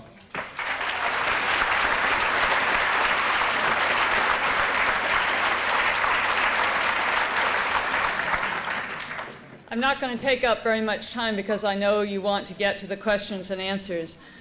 But I did want to say that I've been a supporter of the Peace and Justice Center for a couple of decades. And there's a reason for that. When I look at the world that our children and our grandchildren are growing into, my own and yours, it's not a very hopeful place. And the Peninsula Peace and Justice Center is one of the places that brings that hope. Professor Chomsky spoke tonight about the crimes that we never hear about. And at the center, there are people who dare, day in and day out, to name the crimes, to say them out loud, to bring them to the streets, to educate, to mobilize, a place where people can hold one another close when they think they're the only ones in the world, and around them, or in their families, or in their workplaces, who are thinking differently, and they're not alone. And they've done it now for 20 years. They have done it when we were committing crimes in Central America. And they got Representative Tom Campbell, one of only 5 Republicans, to vote to stop aid to El Salvador. They did it when the guns quieted a bit in Central America, and the new, or not new weapon, but the next weapon was economics. That it was NAFTA, and then GATT, and the World Trade Organization, those crimes. And the Peninsula Peace and Justice Center had people in the streets. When the Gulf War came, those of you who were here then, 5,000 people in the Palo Alto streets. And then 200,000 in San Francisco, the Peninsula Peace and Justice Center being one of the main leaders of that coalition. That was a big moment in our family. We had 3 generations in the streets and a young granddaughter puzzled and puzzled as to what all this was, looking through her 3-year-old eyes. And then she looked up and she said, "I got it. I think our leader needs a timeout." That gift for her would not have been there if the Peninsula Peace and Justice Center had not been there. It would not have been a place where she could be with others who were thinking and puzzling it out, and it has changed her life and in many ways changed ours. And it's not just looking overseas, it's looking here into our own communities, because it's the Peninsula Peace and Justice Center that asks the questions about the race and class bias in the obscene crime of the death penalty. And there's Pastors for Peace going to Cuba, women in black demonstrating against the violence in the Middle East, against the Palestinian people. Here in Palo Alto, it has been continuously, including a couple of days ago. And this is where the movement building is. Professor Chomsky referred to the hope. The hope is here. Locally, it's here in an institution of hope in our own communities called the Peninsula Peace and Justice Center. It is movement building here. It is movement building many of you are part of. It is movement building which is growing. And I ask you now to reach for your wallets. I ask you to reach for your checkbooks and write Peninsula Peace and Justice Center, or PPJC, on them, because I invite you to think of your own lives and the lives of your children and the lives of your grandchildren in a place of hope, in a place of naming the crimes, and a place of building the movement for a better world, the world we all want to see and deserve. And right here locally, this is what you can do. So thank you to the Peninsula Peace and Justice Center for making all of that possible, and tonight possible, because tonight would not have been possible. So the buckets are coming, and I'd be proud to put in the first check. Thanks a lot.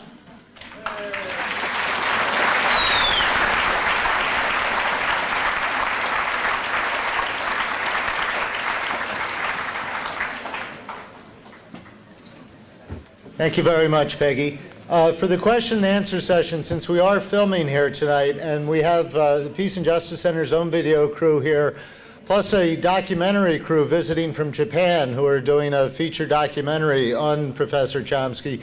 If they want to talk to you afterwards, it's okay. That's what the camera in your face is. But since we are putting it on video, we'd like you to come up to the microphones on either side for your questions so we can get your questions on tape. That helps everybody in the audience hear the questions as well. So we invite you to come up to the microphones as people are getting lined up for the questions. Let me just give you a real quick rundown of some events coming up. There are flyers for all of these out on the tables. Our 20th anniversary dinner, celebration dinner, is coming up on May 5th. Norman Solomon, the great media critic and media analyst, will be our keynote speaker there. We have free monthly forums. First Tuesday of every month. Next month is David Bacon, the labor correspondent for KPFA. The Peace and Justice Center is going to be hosting at the end of May the 3rd National Organizing Conference on Iraq. We are expecting representatives from nearly 100 grassroots organizations from around the nation to gather here on the peninsula to plan a strong strategy to oppose the coming war on Iraq. We're going to need your help. We're going to need your couches, your floors, your extra rooms to house these activists. We need your help to drive people back and forth to the conference and from the airport. Get one of these orange flyers and give us a call and volunteer and get directly involved in the effort to stop the coming war against Iraq. We offer free classes in alternative economics. Doug Dowd, a renowned radical economist, teaches these classes for free. And Doug will tell you some interesting stories, if maybe a little elastic with the truth, of his adventures with Noam Chomsky in Vietnam, for example. Wonderful storyteller. 2 events coming up that we aren't organizing directly, but we certainly are endorsing and strongly urge you to attend. Next Wednesday at noon in San Francisco, A Jewish Voice for Peace will be launching their campaign to suspend U.S. military aid to Israel. Passover Liberation Rally. I love that. A Passover Liberation Rally, Wednesday, March 27th, 12 noon, at the UN Plaza in San Francisco. There are flyers for that out there. And of course, the national mobilization in Washington, D.C. and San Francisco. We need hundreds of thousands of people walking in the streets April 20th, marching against the real axis of evil, war, racism, and poverty. Join us in all these and other coming activities. And now I invite your questions, and I ask Professor Chomsky to come back up here.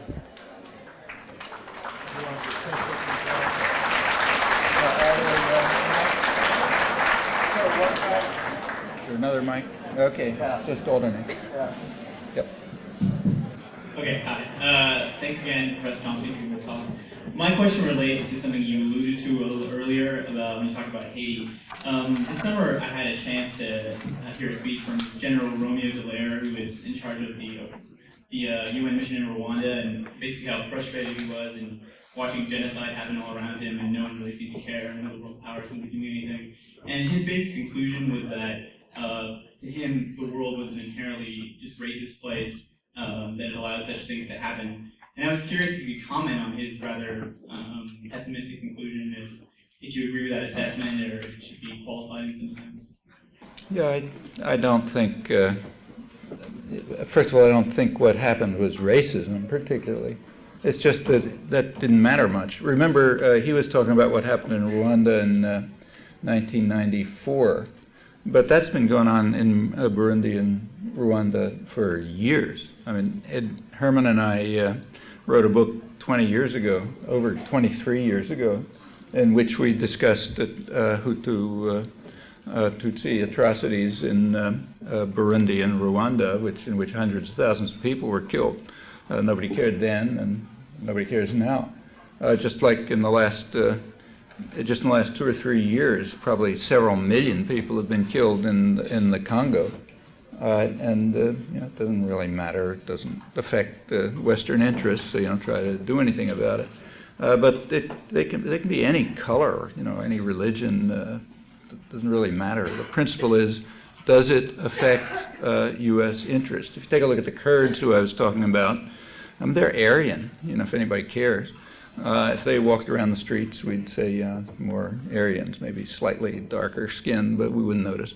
But if they get slaughtered, that's fine, because in fact, in that case, notice it's not like Dallaire. He's talking about something bad, namely our unwillingness to do anything to stop atrocities.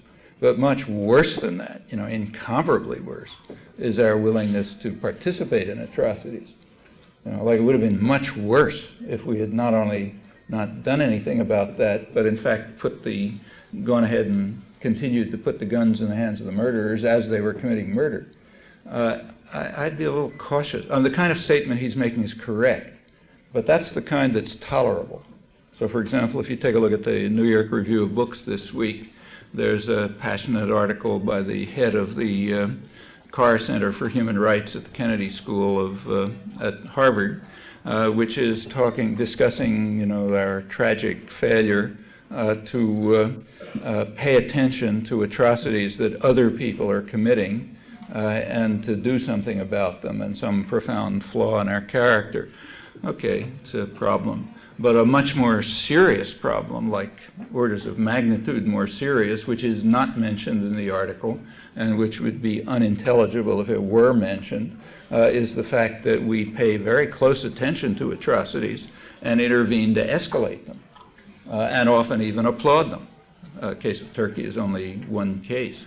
No such examples are mentioned in the article, and couldn't be. If you wrote an article about that, you wouldn't get it published, and if you did, nobody would understand it, at least nobody with a good education. And that's the important point. I mean, it's bad to overlook the crimes that are committed by others and not to do enough about them, but it's much worse and far more important to look into the mirror and look what you're doing yourself and do something about that. So yeah, I kind of agree with him, but it seems to me a bad problem, but small on the scale of moral responsibilities or human consequences. Okay, thanks. I want to also thank you for sharing your enlightening information about the many criminal acts that have been conducted on behalf of our country. And it seems like in this room there are a lot of people who are very focused on action.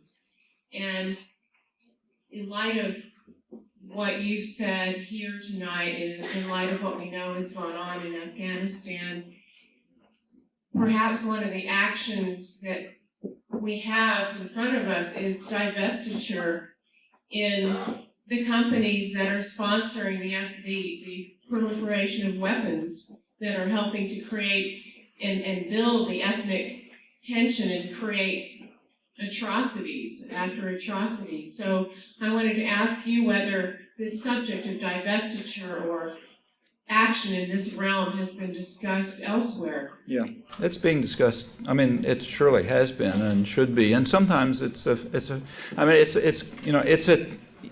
a tactical question, by which I don't mean a minor question, a huge question of huge significance. It's the tactical questions that have human consequences. But these are delicate judgments.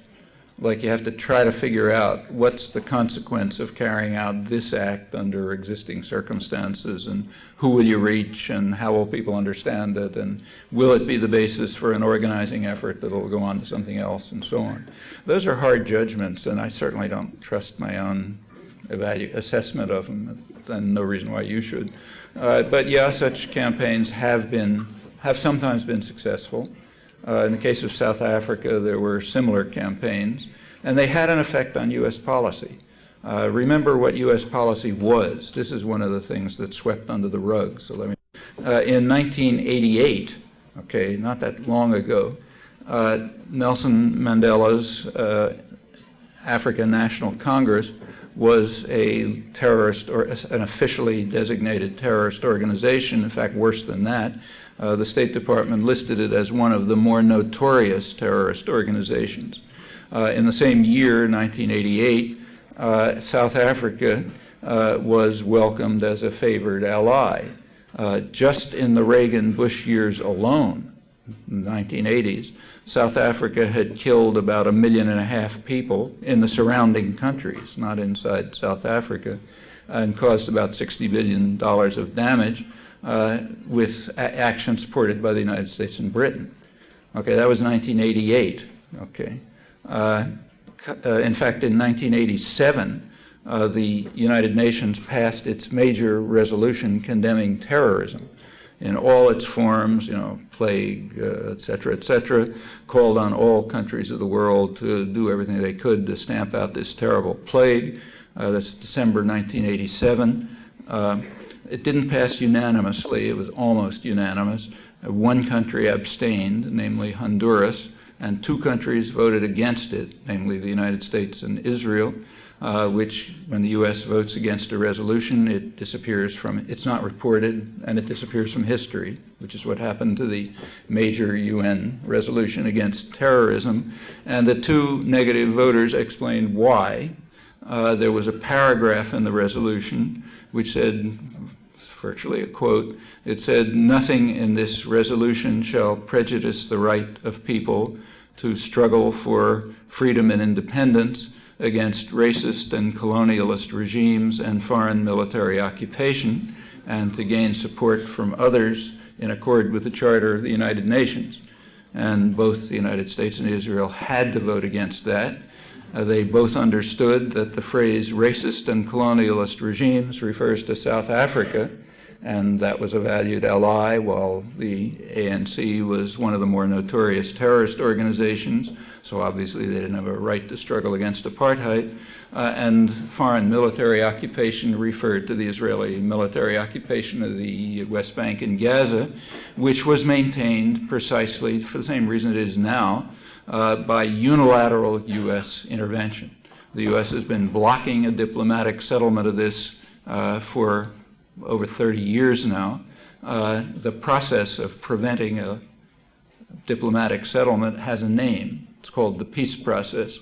Literally, the peace process refers to whatever the U.S. happens to be doing, very often preventing political settlement, as in this case. And in this case, it's unilateral.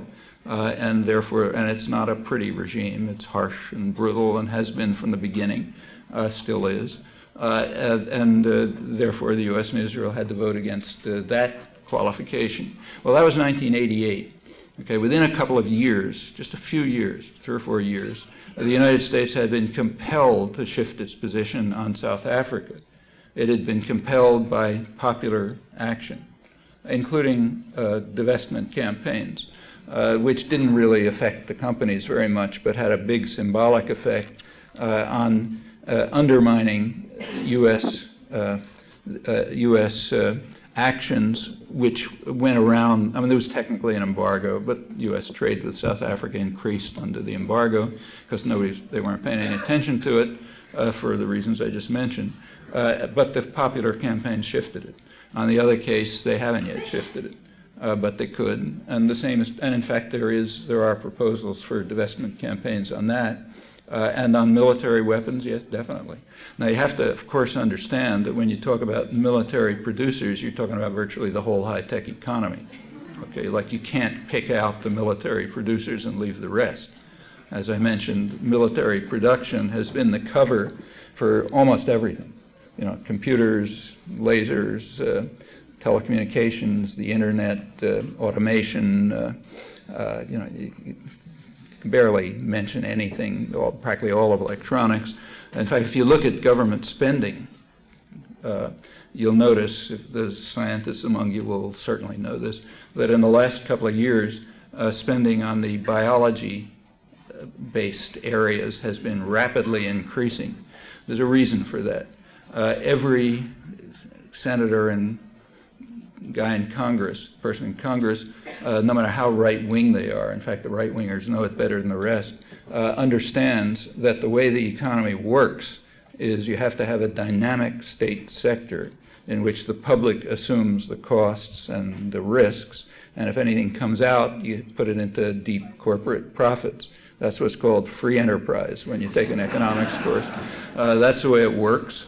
And the cutting edge of the economy in the future is very likely to be the biology-based industries, biotech and genetic engineering, that kind of stuff. So therefore, there has to be a lot more money going into basic biology and applications of it. Now, under the pretext of fighting bioterrorism. And you should see some of the things that are going on under that pretext. So, for example, as you know, the U.S., I should know, the U.S. just destroyed the international effort, 6-year effort, to try to set up an anti-bio-terrorism treaty, verification procedure for that. The Clinton administration was opposed to it primarily because it did not protect what U.S. commercial interests, that is the interest of U.S. pharmaceutical and biotech companies, since a verification system might look into what they're up to. So the Clinton administration was opposed, but the Bush administration just killed it, said, period. There were a number of reasons, one I just mentioned, but there are others. It turned out that the U.S. is violating the treaties that already exist against bioterrorism. One of the ways it's doing it is by genetic engineering. Apparently there is an effort to genetically engineer vaccine resistant anthrax strains. Okay, that's considered the nightmare scenario among microbiologists, to create strains of a killer, whatever it happens to be, virus, bacteria, whatever it is, but can develop strains that will be resistant to any vaccine or treatment. That's always been assumed to have been banned, but apparently the U.S. has been doing it, and there are a couple of other similar projects, and that's going to go on under pretext of protection against bioterrorism. But the main thing that will go on is developing the science and technology which will allow the biology-based industries of the future to be dominated by the United States. So when you talk about going after weapons producers, it's a very broad category. In fact, we could pick out yeah, you might pick out, right. companies. So you're exactly right. I mean, it has to be understood that these are symbolic gestures, which doesn't make them unimportant. They're symbolic but extremely important. And they can be important if used as an educational and organizing device. That's very important. So no illusions about you're going to shut down weapons production, obviously not. That means shutting down the economy. But very important, just like in the South African case, because it's a way of organizing and educating, and it can have big effects. Within a couple of years, it shifted U.S. policy on that.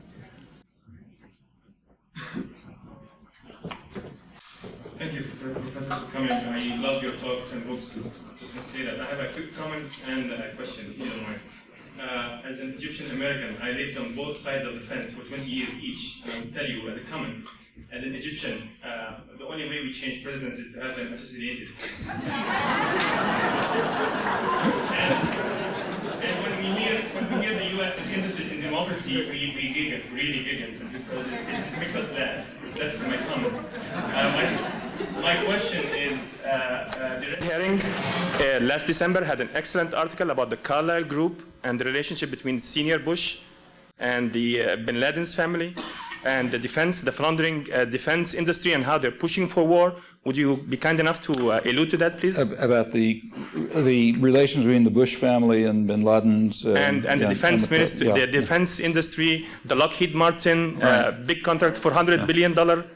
There was it's pretty hard to find out about this because there's been very little investigation of it, as far as I know. But I think it must have been in early November. There was a BBC news program which discussed connections between Bush and the guys around him and the Bin Laden family, and alleged efforts by the Bush administration to cut down investigation of Bin Laden's family and associates. Okay, that was over BBC, one of their main news programs. It was over the wire services, naturally.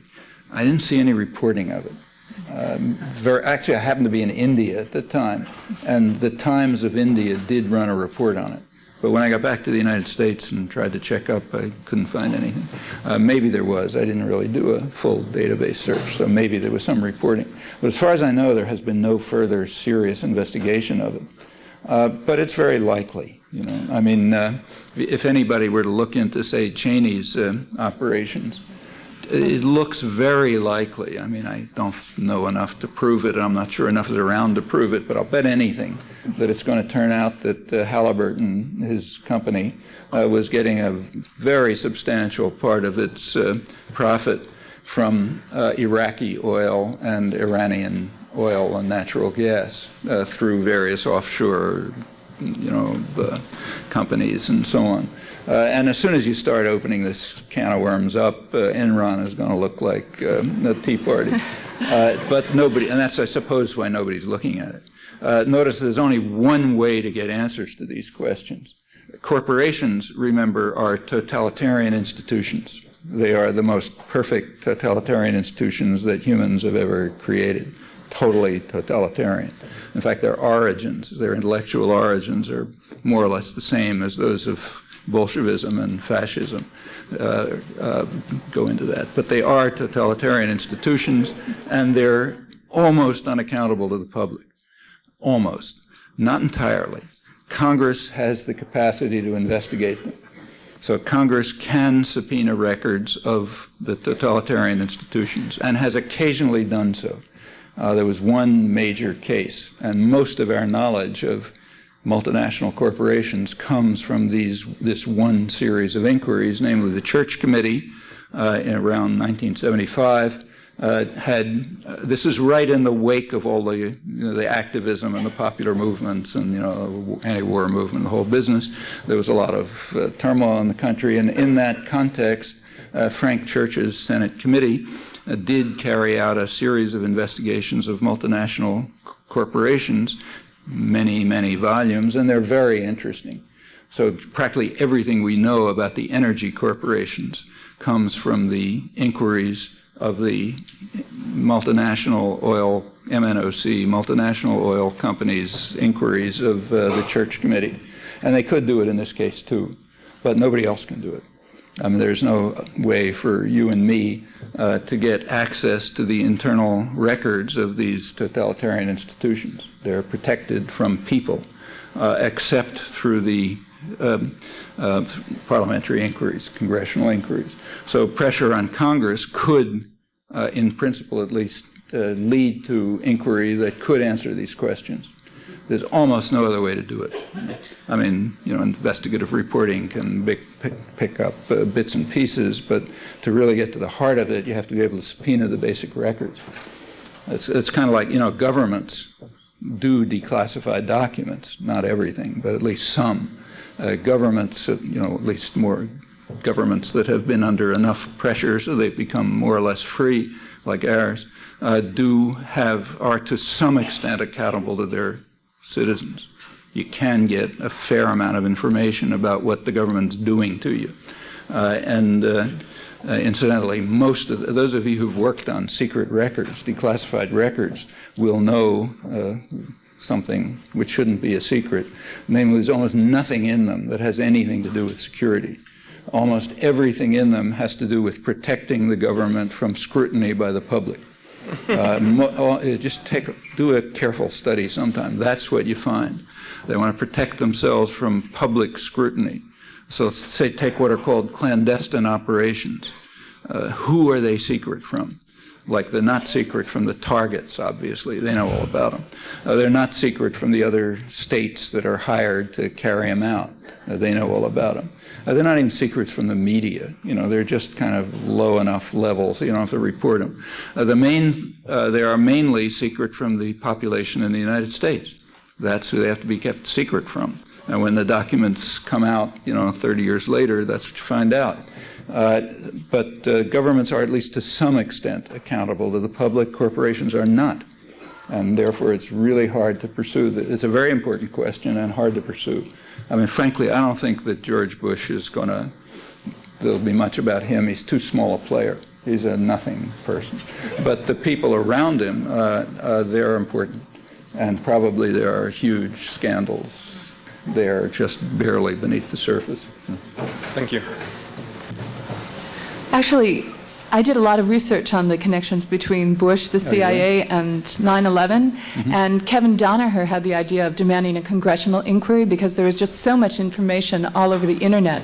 So I compiled about 3 or 4 inches of documents for our senators, and we marched on them in January demanding a congressional inquiry of 9/11. And we specifically wanted to know about Bush and Cheney's relationships with the oil companies, the drug industries, Al-Qaeda, and Michelle Chossudovsky compiled some great articles, and I just have a stack of his new magazine, Global Outlook, which has what he considers to be the truth of 9/11.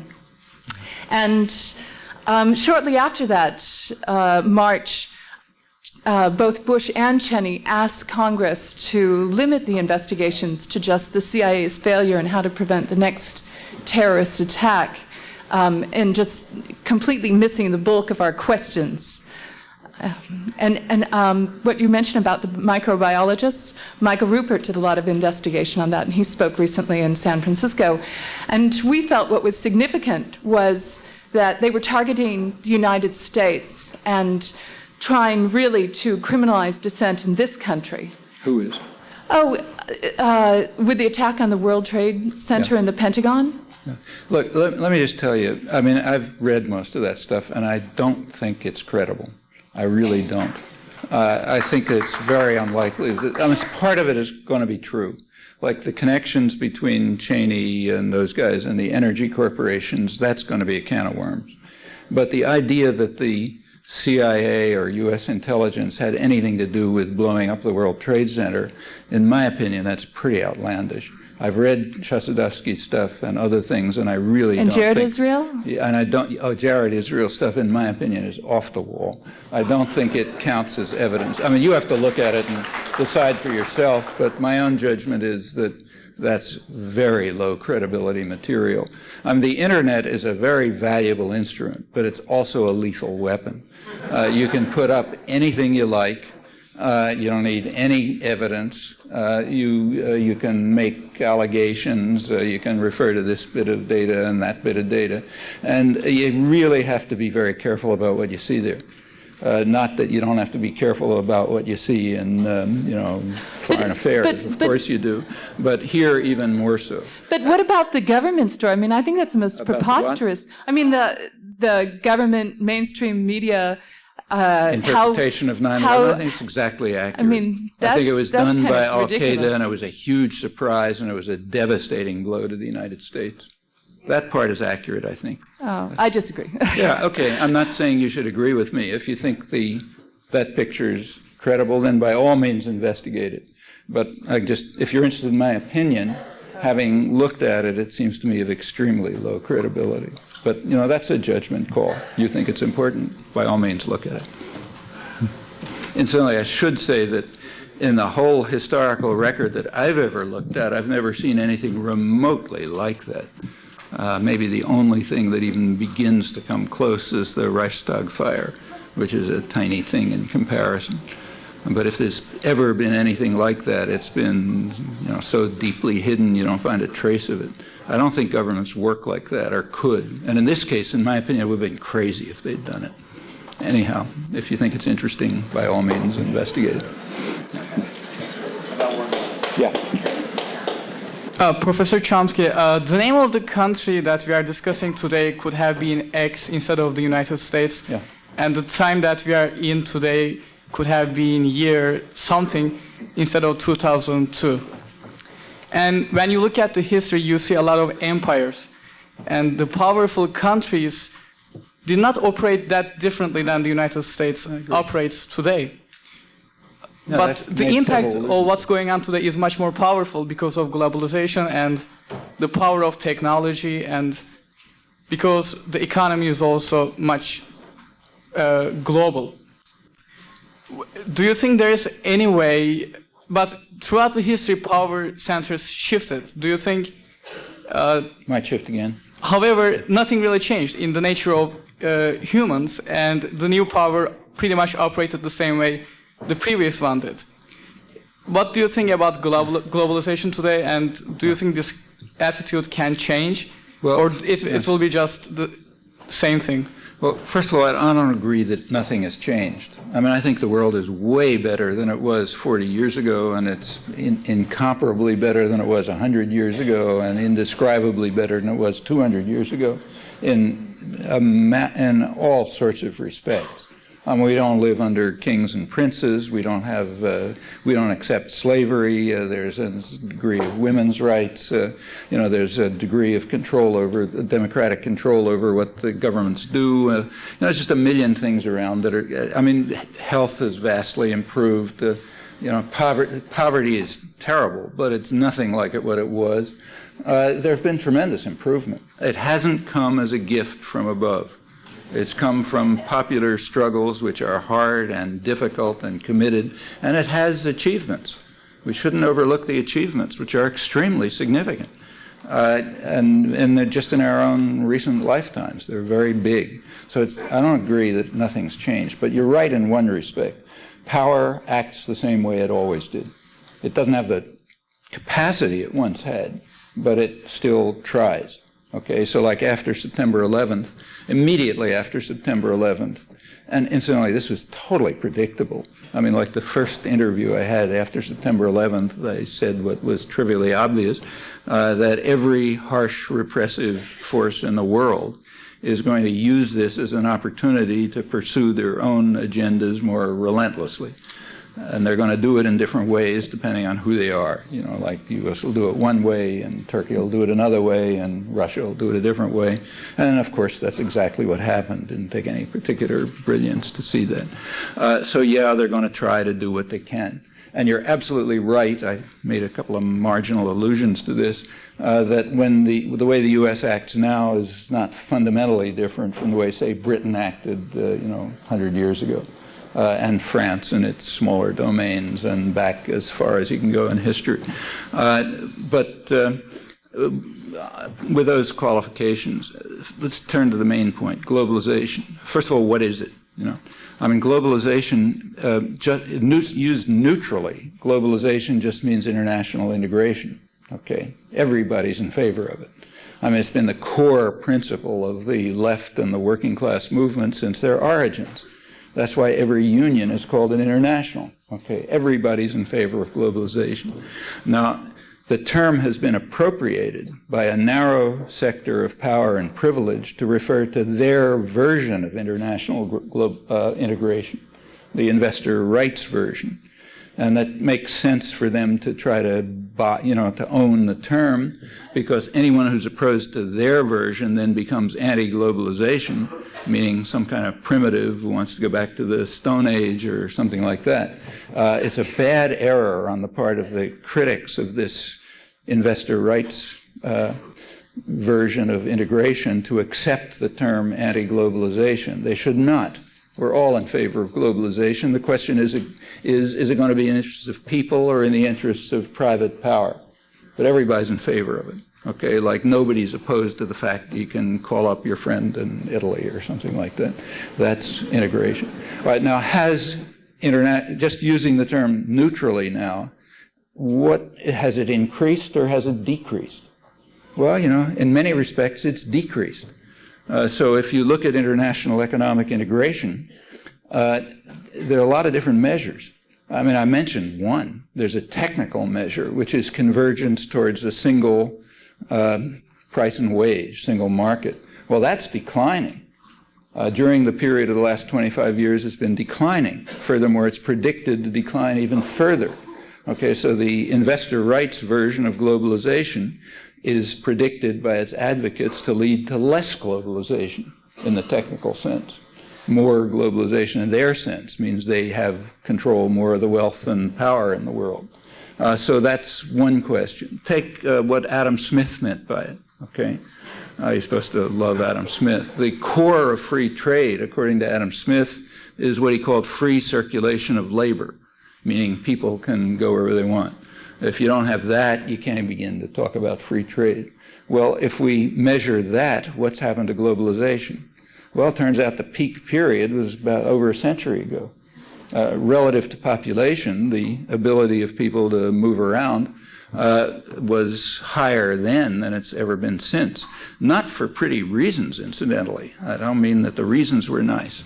The reasons were that people who were fleeing the horrors of the Industrial Revolution in Europe could come to the United States and massacre the population and take over their lands. Okay, like it wasn't a pretty reason. But the fact, just in terms of movement of people across borders, is that it was higher then than it is now. I mean, that's why my parents didn't end up in a gas chamber, okay, because there was a lot of globalization in the sense of movement across borders. That's declined. And in fact, what has increased, on the other hand, by other measures, globalization has increased very fast, like movement of capital. So increase of capital flow across borders has just escalated astronomically in the last 25 years. Many international economists, mainstream ones, conclude that that's a substantial part of the reason why the performance of the international economy has been so poor in the last 25 years, and it has. By almost every macroeconomic measure, the performance of the economy is worse in the past 25 years than it was in the preceding 25 years, considerably. The period that's called globalization, the last 25 years, has seen a decline in just about everything. Rate of growth, rate of investment, even the rate of growth of trade has declined in the last 25 years. And a lot of economists attribute that to the increased financial volatility, the huge increase in capital flows across borders. In fact, this period of globalization, what's called globalization, past 25 years, was really initiated by the breakdown of capital controls. The Bretton Woods system, the preceding 25 years, was based on control of capital movements. You know, the countries could control capital movements, and currencies were regulated relative to one another within a pretty narrow band, which cut back speculation. And that was a period of huge growth. The period since has been much worse. So by that measure, freedom of movement of, say, speculative speculation against currencies, that kind of thing, capital flow across foreign exchange movement, that's just escalated enormously. So by that measure, there's more globalization. You measure by people, less globalization. By capital movement, more globalization. In fact, you see it very dramatically in the U.S.-Mexico relation. So the U.S.-Mexico border is, of course, an artificial border, like just about every border. It was established by conquest. Okay, U.S. conquered half of Mexico. That gives you the border. That's been a very porous border throughout history. People go up and back pretty freely in both directions for all kinds of reasons. It was militarized in 1994 under Clinton's Operation Gatekeeper. It was militarized in order to stop the movement of people across the border. That is, to cut back international integration. Why in 1994? Well, because that was the year when NAFTA was initiated. NAFTA is claimed to be something that increases integration between Mexico and the United States, but not people. Measured by people, it cuts back the flow. That's why you had to militarize the border. Why did they want to militarize the border? Well, because what they predicted in Mexico is what's called an economic miracle from NAFTA, which means a disaster for most of the population. What was predicted was that the effect of NAFTA on Mexico would be a devastating blow to the majority of the population, which has indeed happened. Wages have dropped precipitously, hundreds of thousands of people driven off the land. Investment has declined, though foreign investment has increased. And in general, it's been a kind of economic miracle. Economic miracle means that for a small sector of wealthy people and for foreign investors, it's fantastic. That's the definition of a miracle. For most of the population, it's been awful, and they expected that, and that's why you had to militarize the border. So did that increase integration or decrease it? Well, you know, that's an ideological question. Depends what you want to measure. When you militarize a border to prevent people from moving freely, by Adam Smith's measure, it decreases it. Okay, by the measure of, the owners of the economy, it increases it. They make more profit. What about trade? You know, everybody reads that trade increased between Mexico and the United States. Did it? Well, not by Adam Smith's measures. Before NAFTA, 1993, there was plenty of movement of commodities across the border, but about 50% of it was internal to a firm. Okay, that's not trade. Okay, at least by classical economic measures. That's no more trade than if General Motors moved something from Indiana to Illinois.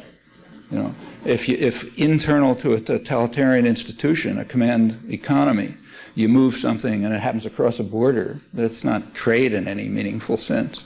Well, it was 50% before NAFTA, now it's about 66%. So what about actual trade, trade in some meaningful sense? Well, nobody's measured it, but I wouldn't be surprised if it's declined. We don't know that it's even grown, even as fast as it was growing before. And intra-firm transfers are only a small part of centrally managed interactions.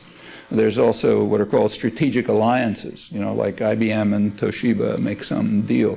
Or there's what's called outsourcing, when a corporation uses some small non-unionized outfit somewhere to make things very cheaply, and they don't have to worry about wages and benefits, but they control it. And if it happens to cross borders, that's still centrally managed.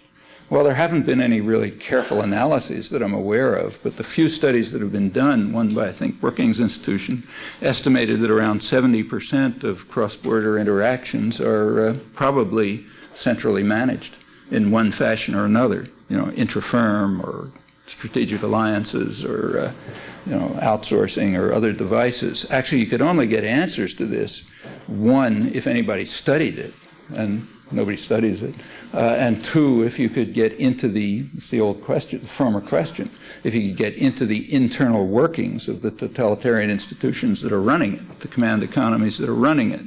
But these estimates are probably somewhere in the right ballpark. Which means that very little of what's going on across borders is trade in any serious sense. Some things have definitely declined, like movement of people. In the case of NAFTA, not just by accident, by militarizing the border. Just a day or two ago, Bush announced further militarization of the border. That's cutting back international integration. I mean, pretext is drugs, but that's pretext for anything. So you just can't answer these questions simply about globalization. There's just too many different ways of looking at it.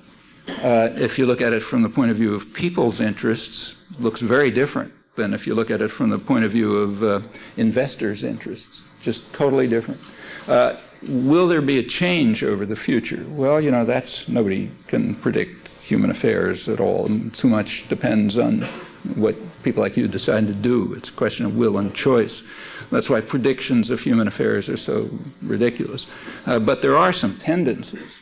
So if you go back to, say, 1950, the U.S. had controlled about half the world's economy and wealth, roughly 50%. If you go to 1970, it was down to about 25%. What had happened was recovery of the other major industrial centers from the effects of the war and decolonization and a bunch of other things. And by around 1970, economically speaking, the world was what's called tripolar, like three major economic centers, more or less on a par. One is US-based North America, the other is German-based Europe, and the third is Japan-based Asia. By now it's more complicated, so like Japan and China and Germany and France, and a little more diverse, but basically have the same three centers. They're kind of comparable, roughly speaking.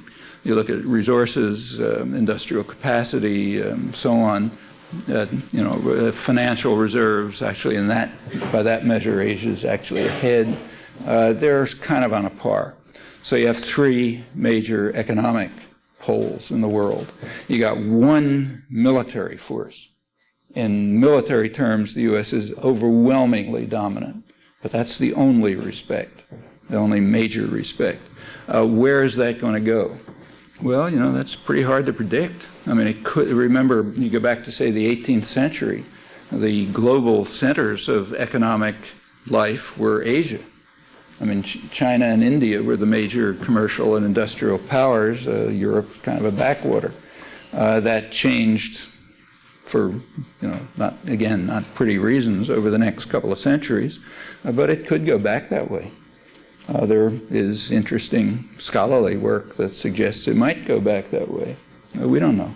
So I don't really think you can predict things like that. And just quickly, one more question on language, globalization of language. What do you think? If you get a chance, if you could just. I mean, first of all, let me just say, as you know, it says linguist on my door, but that tells you nothing about this. English is the international language for a very simple reason. The English and their offshoots, namely us, conquered the world. Okay, the English-speaking people had way more guns and much more savagery than anybody else, so English is the international language. If somebody else gets the guns and develops a comparable culture of savagery, something else will be the international language. It's not a linguistic question. Thanks.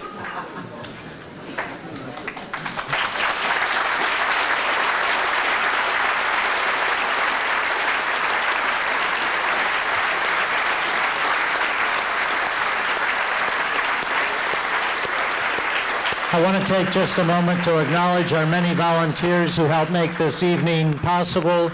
And when our volunteers put in a substantial amount of time, they get a T-shirt from the Peace and Justice Center. I think Noam Chomsky just qualified for his T-shirt. Let me give you a...